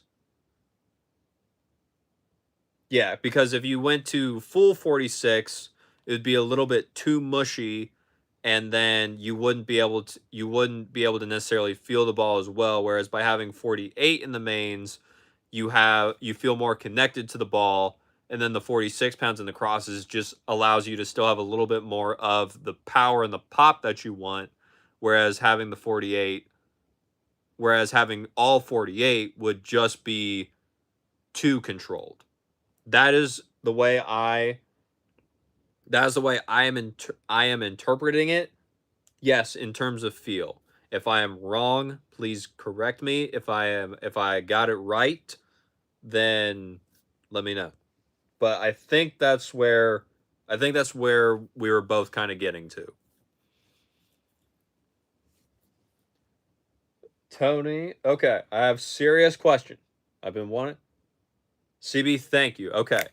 Thank you for letting me know. That helps a ton. Tony, serious question. I've been wanting to know, so check out my next comment. Here goes. Super, this is 2 hours in. This is a podcast. Hey, all right, live podcast. But Tony, if you use a poly in the main and they say to string 10% less but I use synthetic gut in the cross, wouldn't I string the mains less than the cross because the crosses aren't poly and don't need to loosen? So poly I go 10% less, but synthetic I string true. So if I want 50 pounds ish, how do I do that? So Tony,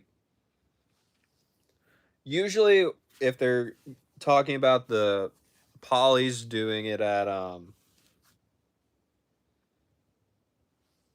hold on. So you're using polyester in the main, synthetic gut in the cross. Typically, yes, you would typically string the polyester lower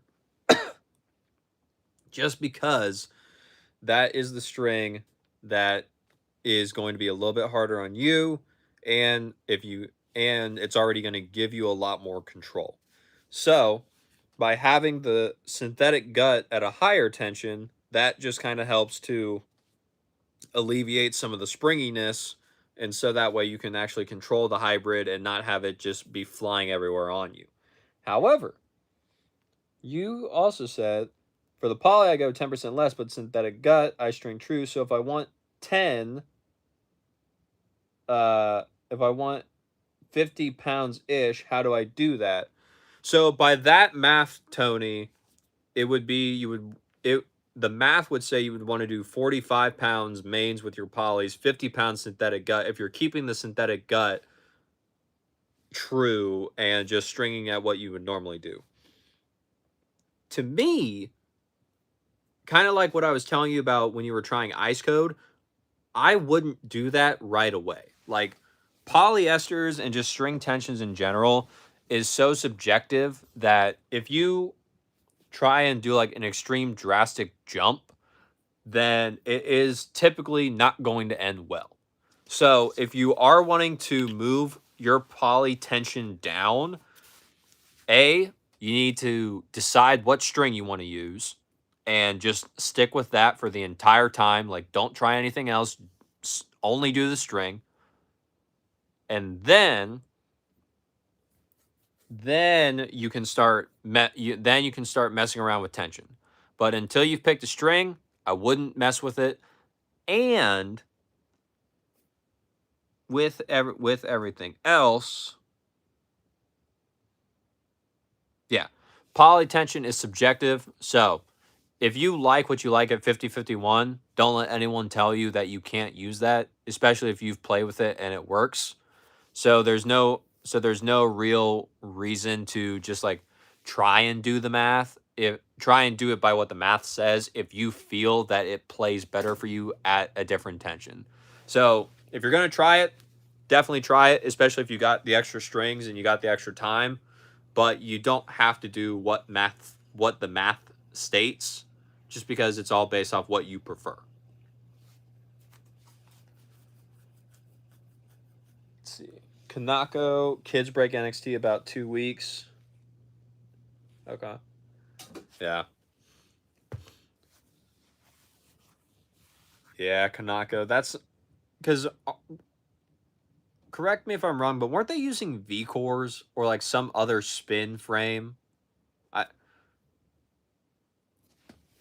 Because if they were using a spin frame and you were using NXT, then that's just going to happen with any multi-filament. And whether you get NXT, whether you get something else like it, just because they're putting so much topspin onto the ball. So that's kind of the bad thing about multi-filaments. If your kids are starting to use more and more topspin, is that they're just going to shred through it. But if they're still pretty young, which if I remember right, your kids were younger. I don't remember the exact ages, but I would rather be a little bit more safe rather than sorry.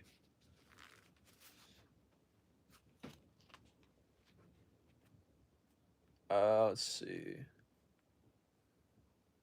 Super NXT's average Technifiber multi are best. Just see your budget. There are cheaper reels that play better. What you're paying is how the strings feels when that tennis bounce on the bed. Yeah, it's whatever you feel would work best, Kanako. NX I've had luck with NXT. That's why I tend to recommend it. But there are plenty other multi-filaments that do the job very well.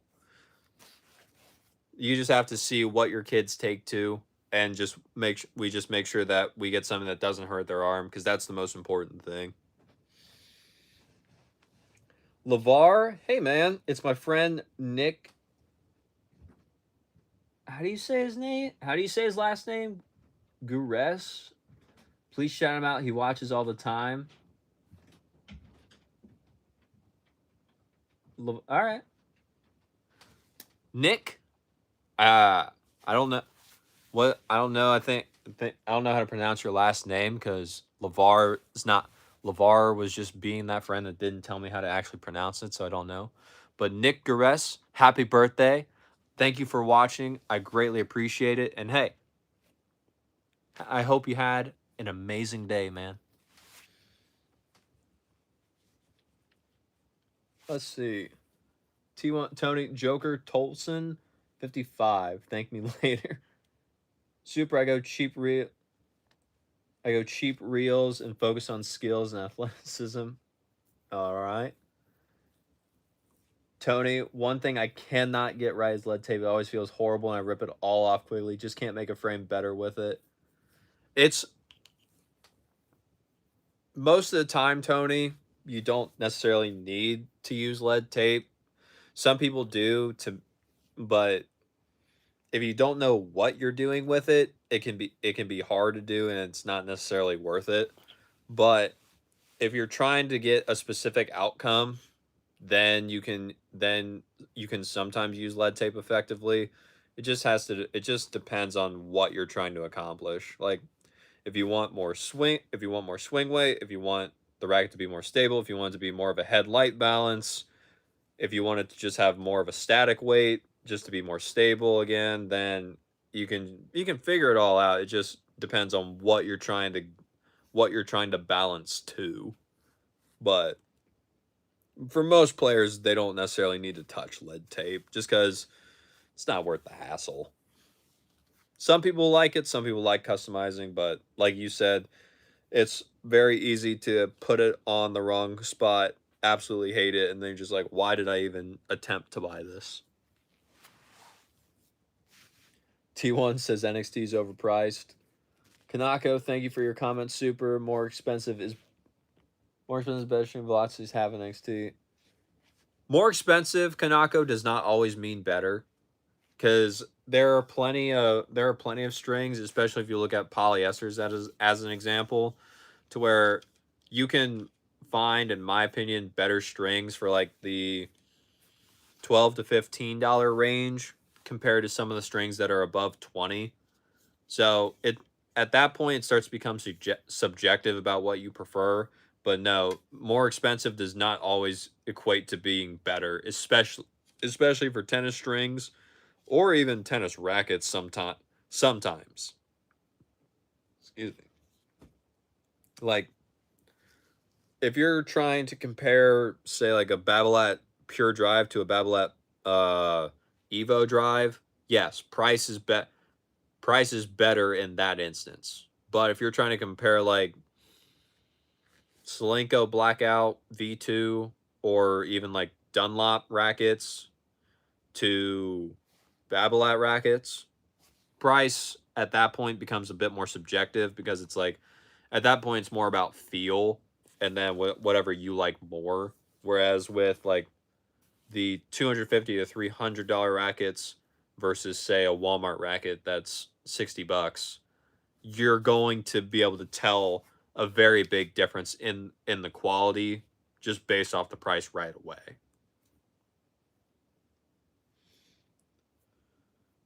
T1 multi is just for comfort in his books. Velocity is decent. Is a decent shout out for the price. Yeah, it does well.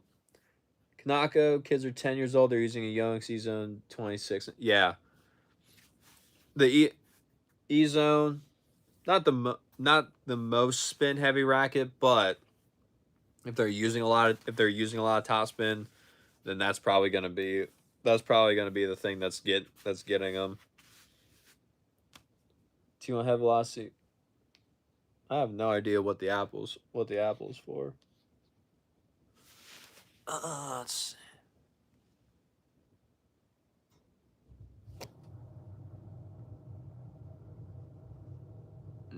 Nope. No idea what that was, but that's not staying here.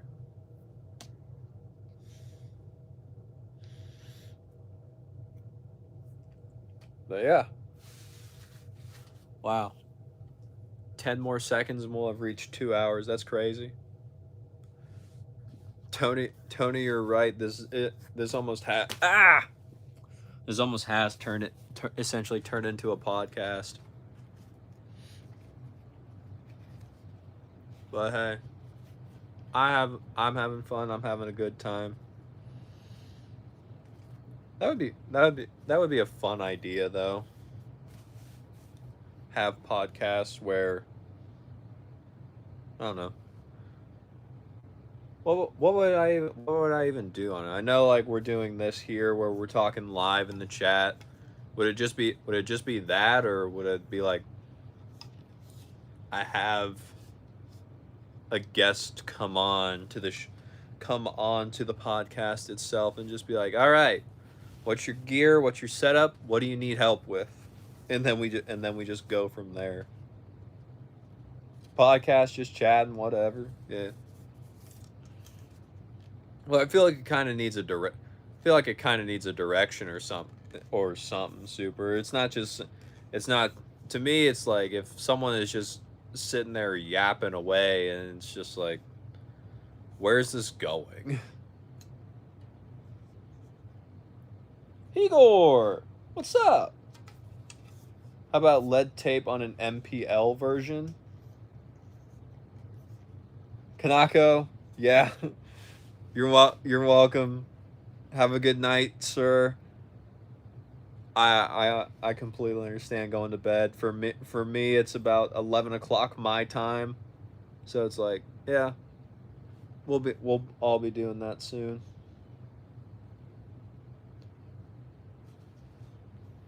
Higor Adal, thank you so much from watching in Brazil. I greatly appreciate it. Please, I know I probably mispronounced and butchered your name, but thank you for being here.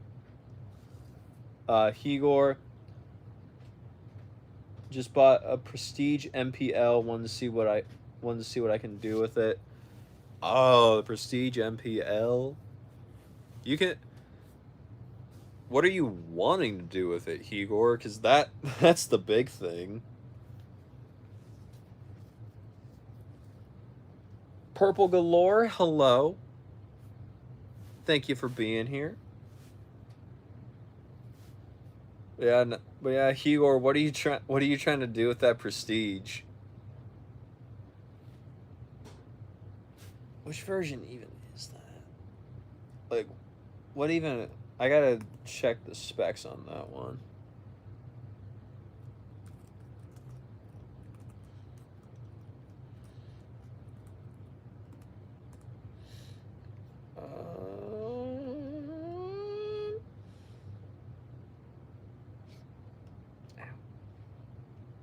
Maybe get some more power.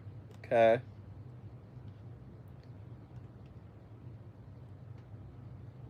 Um,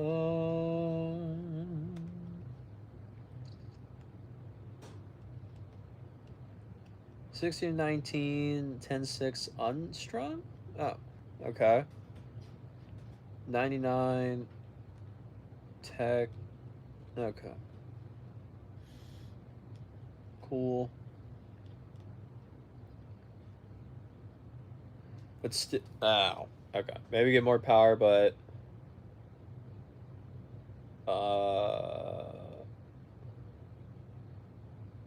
maybe get more power, but still keep it headlight. And I've never used such a thin beam and low RA. Yeah. So Higor, with that, if you're wanting to get more power out of it without going to a different string and you're just wanting to use lead tape, you're probably gonna have to put the lead tape in the hoop of in the actual head of the racket, and it's probably gonna have to be, depending upon what you want to do. I would probably start at if you look at the racket like a clock face, probably put the lead tape either at 2 and 9, or put it right directly at the top at 12 o'clock. And then you'd probably have to like counterbalance however much you put up there towards your grip too, just to try and make it even so you don't change the balance of it too much, just because it is going to, the extra weight you add is going to affect it. I'm not going to say by how much, just because it'll change depending upon how many grams you put in the actual racket itself. But it's definitely something to where it's like hard to figure out if you're trying to keep the same balance point and you don't have like silicone or something to put in the handle to offset the weight that you put into the front. But I would probably start with lead tape at 2 and 9, because then you can increase the swing weight a little bit, but also make it a little bit more stable too, just because it's such a thin beam that you're not used to. And then even if it changes the balance a little bit, that may be a sacrifice you have to make for the short term in order to actually make it a little bit more playable for what you may want. Uh, Squall, God bless. Thank you.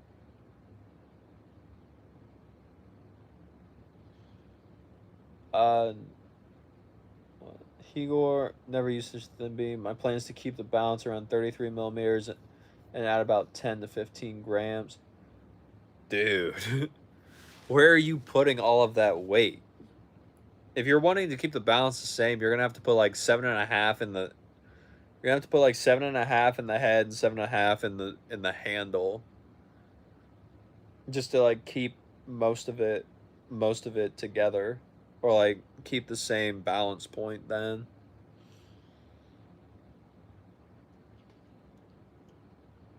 super. Why have you not taken a shower in 2 months? What do you mean, dude? Why? I know you just said you're not meeting people, but why? Higor, also lower the string tension with a really spin-friendly string. You can do that. The Prestige itself just isn't, in my opinion, it's just a not a very spin-friendly racket. Like the grommets are really like close together, so it's usually keeping them very tight. So it is going to be a little bit harder to do. 5 grams is just the extra over. Okay, gotcha. Ah, stop. Okay. Lou, I want to add more topspin to my game, and I've been working on my stroke to do that. So should I just continue doing that, or do you think the speed MP is limiting me?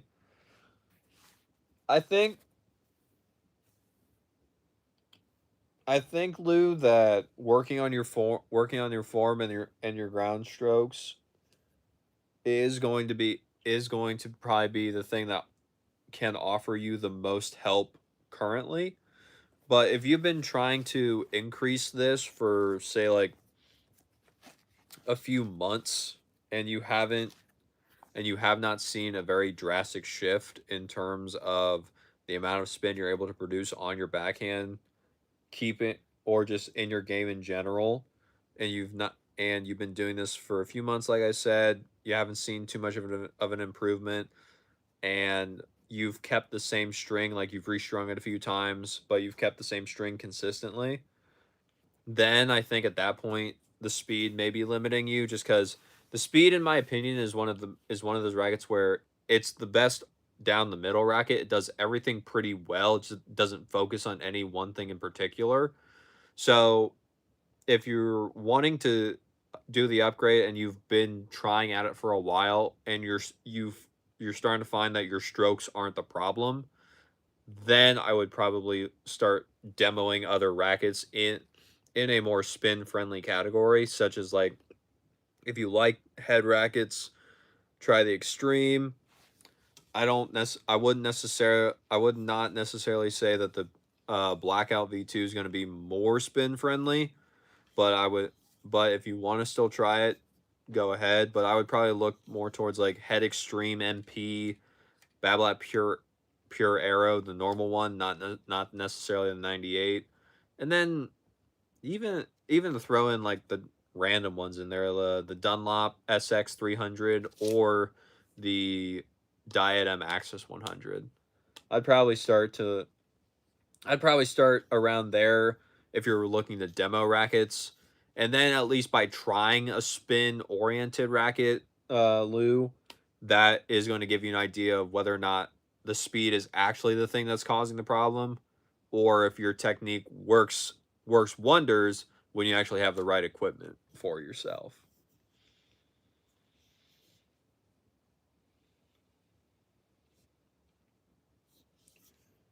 Super, do I think in the world some people are not living in the modern world yet or will never get to it?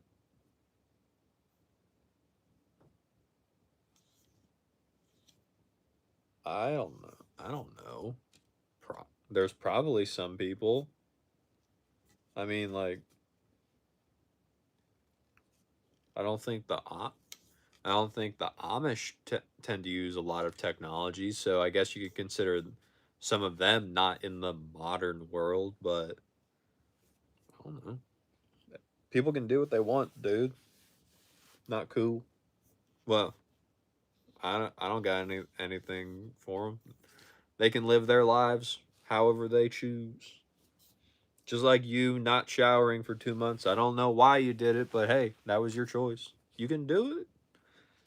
Doesn't affect me. Igor, by the way, I've been handling the RFO1 Pro at about 350 grams static, so I'm just trying to give it a try. Yeah, that makes sense. Yeah,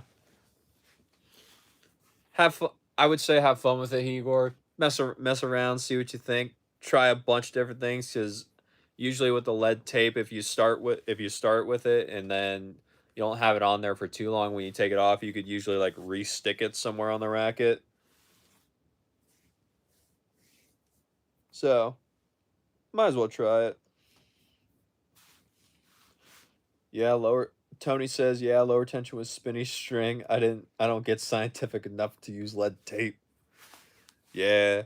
I never really got much into customization. Like I know how to do it and I've done it for a few rackets, but it's not something that I'd say a majority of players ever even think about or ever need to think about. You can pretty much make the racket work for you however it needs to and just kind of go from there. Igor at Igor Lou's talking. Lou Igor's talking to you. The Speed Pro Legend was the only racket to give him shoulder pain. Yeah, Lou, if you're using the Pro of the Speed, which I don't think you are. I think you said you were using the MP earlier. Yeah, if you're using the Pro, excuse me, that's not going to be very spin friendly. That's not really going to help you much. If you're using the MP, that's a little bit more like viable for trying to get more spin, but it's still not as much as say like an actual spin frame. Tony, my thing is everything has to match and look good. Strings and grip must go with the frame. See, Tony, to me, as long as it plays good, I don't necessarily care. That's just for my stuff. Some people can't, some people absolutely hate it when they see me to the pull up to play tennis with what was it? I used to play with um oh what was it? I used to play with like the Clash V1, so the black and red racket where it was majorly red with black accent. And then I would pull up to a match with a dark dark navy blue grip. People be like, "Why did you do that?" It's like because the grip feels good to hold on to, and I don't care. So it's like it's whatever feels most comfortable to you. whether it be grips, strings, rackets, like Igor, like where did it go? Yeah, like Igor says, it's all about having fun, trying new stuff. We all have fun with it. We all enjoy it.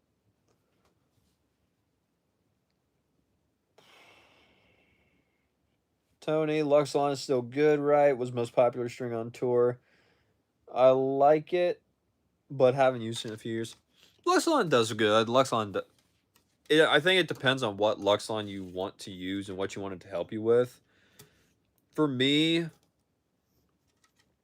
I don't necessarily recommend Luxon Big Banger ALU Power much, just be just because I feel like that it dies too quickly.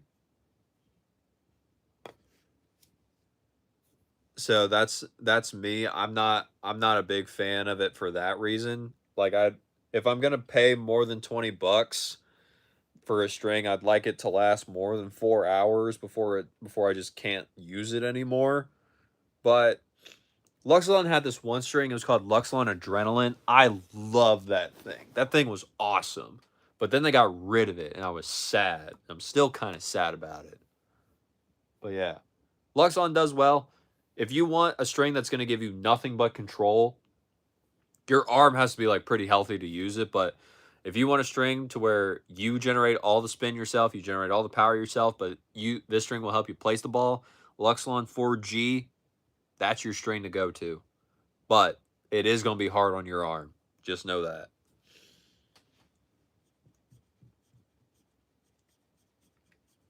Super, I would use weighted tape if I'm using natural gut to negate the gut feel. Sometimes the gut feels too light. Interesting. That's an interesting point, Super. Very nice. Okay, cool. Uh, Tony, why do people have to be so weird and rude? Tony, what are you talking about? Are you talking about when I told them that I would show up with the blue grip and they would get mad at me?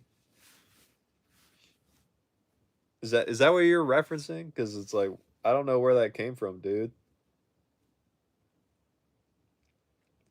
Lou, do I think it's important to like the aesthetic of the racket? Like for instance, the arrow is just not appealing to me at all. I'm more of a function over form kind of guy. So like if it doesn't look good, but it plays really, really good, then I would be more inclined to just go with it anyway and just kind of like deal with it. That's me. Some people they're like, no, I can't do that. I could never, and it's like cool,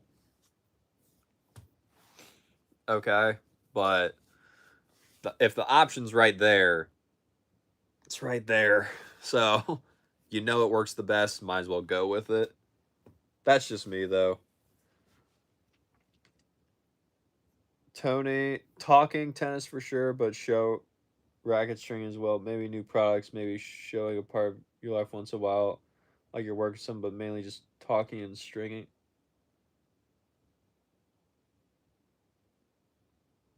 Hold on. What? Tony? What?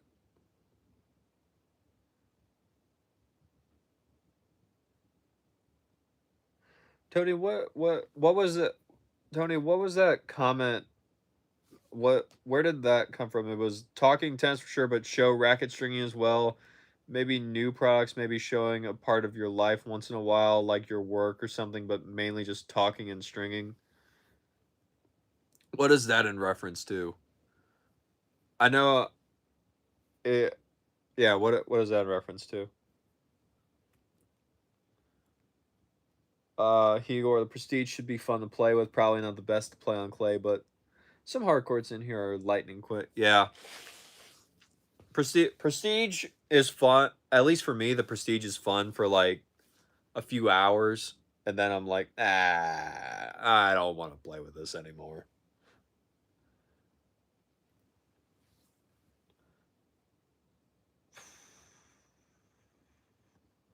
Tony, just talking string and going over tennis talk. Tennis players are crazy, especially about rackets and strings and such. I mean, we can be. I mean, all of us that are still here, we've quite well, at least I have been. we've quite literally been here over over 2 hours just talking about tennis string and gear. So I would say that we have to be a little bit crazy there, Tony. Kanako, you're still here? I thought you went to bed. Sorry, before I go to sleep, one more question. Velocity tension 48, change to 46. Does it soft? Does it softer like NXT? It'll be a little bit softer, but um, it'll be a little bit softer, Kanako, so it should be a little bit easier on their arm. I would say though, try it once, see what you think, or see what they think. It is going to loosen. It's going to loosen up, so they'll have more power. It'll be a little bit easier on the arm.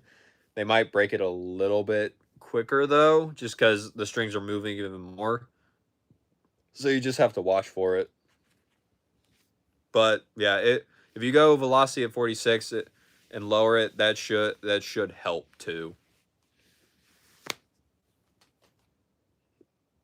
Tony, I'm in Texas, Arizona area. It's 10:15 p.m. here, but I won't be done working until 1 or 1:30.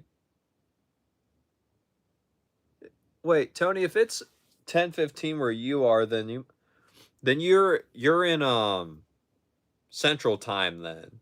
Cuz Arizona is like, oh, that's not Arizona. That's Arkansas.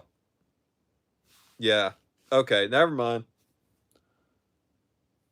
That what? Where is it? My uncle and cousin. My uncle lives in. I have an uncle that lives in Texas. All right, Kanako. Have a good night. Actually, go to bed this time. You probably have to wake up in the morning, as do I. But be safe and have a good night.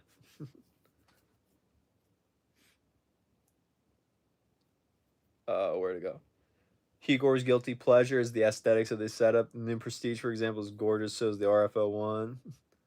3 and 9. That's the thing I counterbalance. Then end up adding too much weight, and I already use heavy rackets. Stock is the only way for me too. Hey, Tony, stock's the main way for most people. It just works out. It's easy. You don't have to worry about it. Lou Higor, that's why I love the Legend lol. I mean, we have to look at the racket every day. Only bought the Legend because of it. That's crazy. If you play Super, if you play Kirschbaum, Poly, Velocity, and NXT are different. Tanaka, thank you. Good night. All right, Igor, first 20 minutes with it. I knew it wouldn't work. Oh, you bought the Legend just for the looks, Igor, and then you're just like, yeah, this not gonna work out. It's like, come on, man. Did you at least demo it first, or did you just go straight like, it looks pretty?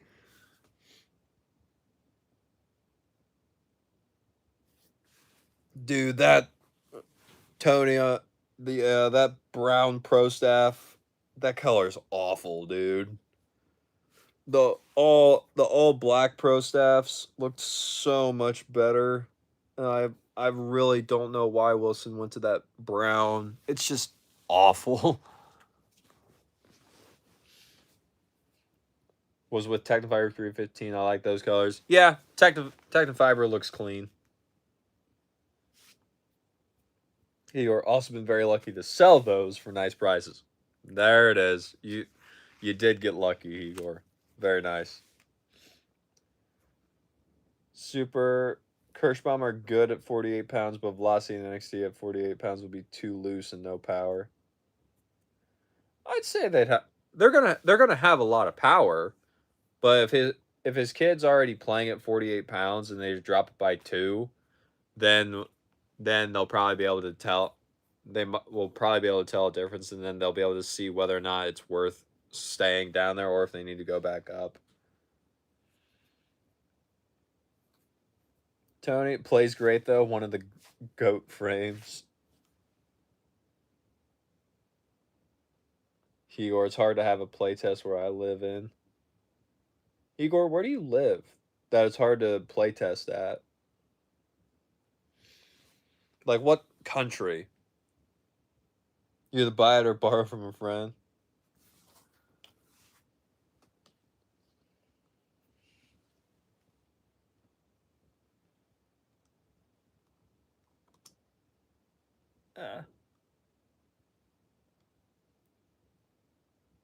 Northeast.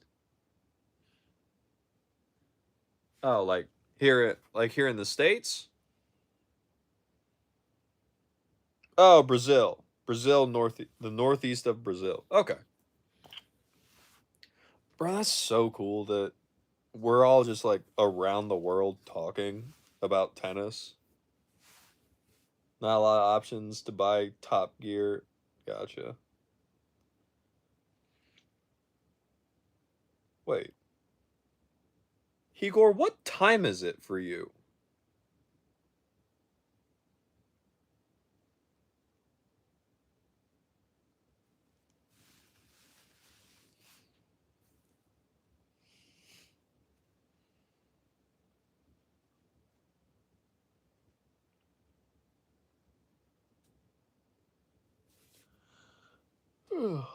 Super, you'll swing fast as your usual swing, but it's not going to go through the court. Tony, guess you need to watch a lot of videos and guess which will be best for your game. Get one about East Coast times. Oh, okay.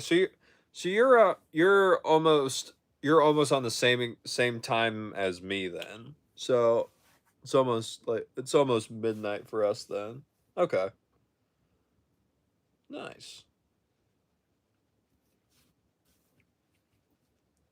Lou's got the pro staff and he kind of likes the color. I guess I'm in the minority here, but that racket is so much fun to play with. I've got the tour bite in there at 50.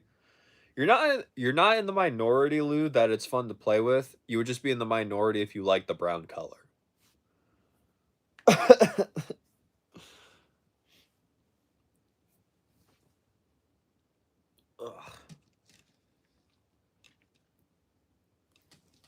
All right.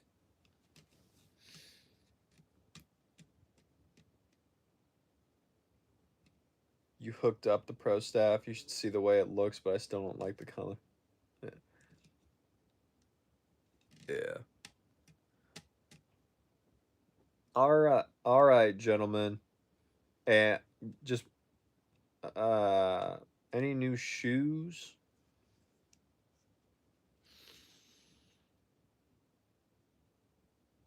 Not that I can think of.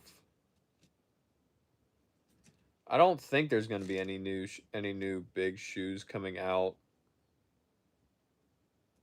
but there might be. I haven't heard too much about any shoe rumblings here soon. I've j- a lot of my information has just been about um all the new rackets and stuff that are coming out next year. So that's been taking up most of it, but I don't think there's anything like extremely big set to release for the rest of the year except for Dunlop the new Dunlop FX, which I think comes out. I think it's supposed to come out next month. So I'll be looking forward to that, but I don't think there's anything else really big planned for the rest of the year or anything. It would probably all be next year.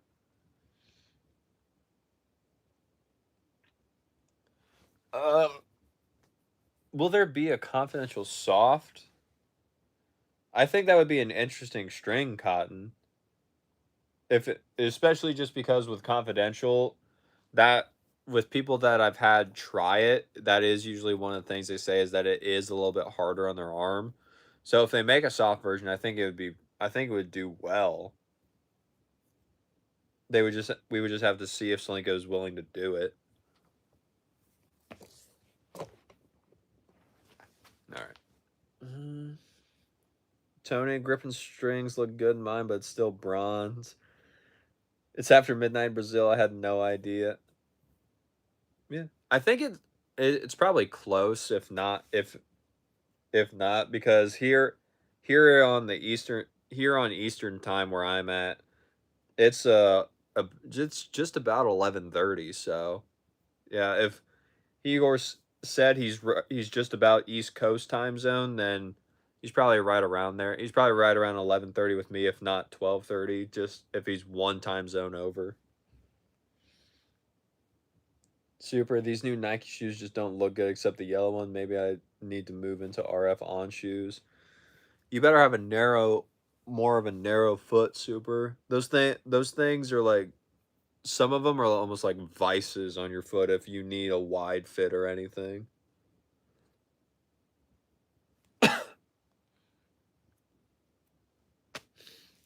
All right, gentlemen, because I would assume it's mainly gentlemen on here, ladies if there are ladies on here. I am looking at what I'm using to go live on this now, and I have 5% left. And as we have been discussing time zones, it is also 11:30 where I'm at. And I have to be at work at 8 in the morning tomorrow. So, as Tony said, we will most likely be ending here. Excuse me. Hold on, we'll see these last ones. Emmanuel Youngs just came out with new shoes. New Eclipsions? Is that what it was? That'd be cool. Kyle Hendricks, the olive threes are fire. I don't. What are the olive threes? Hold on. Lou, good night. You're welcome. Have fun. Be safe in Los Angeles. That's cool. That's cool that we're talking. Cotton on lead. I don't know how to pronounce that. Open champion uses the new FX 500 in the finals. That's cool. Yeah, I'm excited for the new. I'm excited for the new FX. I think it's going to do good, and yeah, I think it is going to be. I think it's going to be a great time.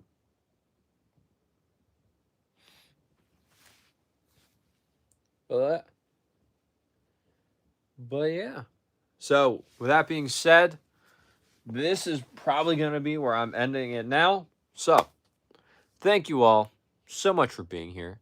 It means a lot. And I hope that this was as enjoyable and as helpful for you as it was for me. If there's anything you would like to see going forward, Higor, I have not seen the Fonseca game, but if there's anything else you'd like to see from me going forward in terms of content, or if you like this couch style of a live right now, whereas I'm just talking to camera, it's just us rather than me stringing or something, let me know which one you guys like better, and then whatever you guys like better, there's a much higher chance that I do that later just because you guys like it. And yeah, that's pretty much all I got. So, with that being said, as always, take care.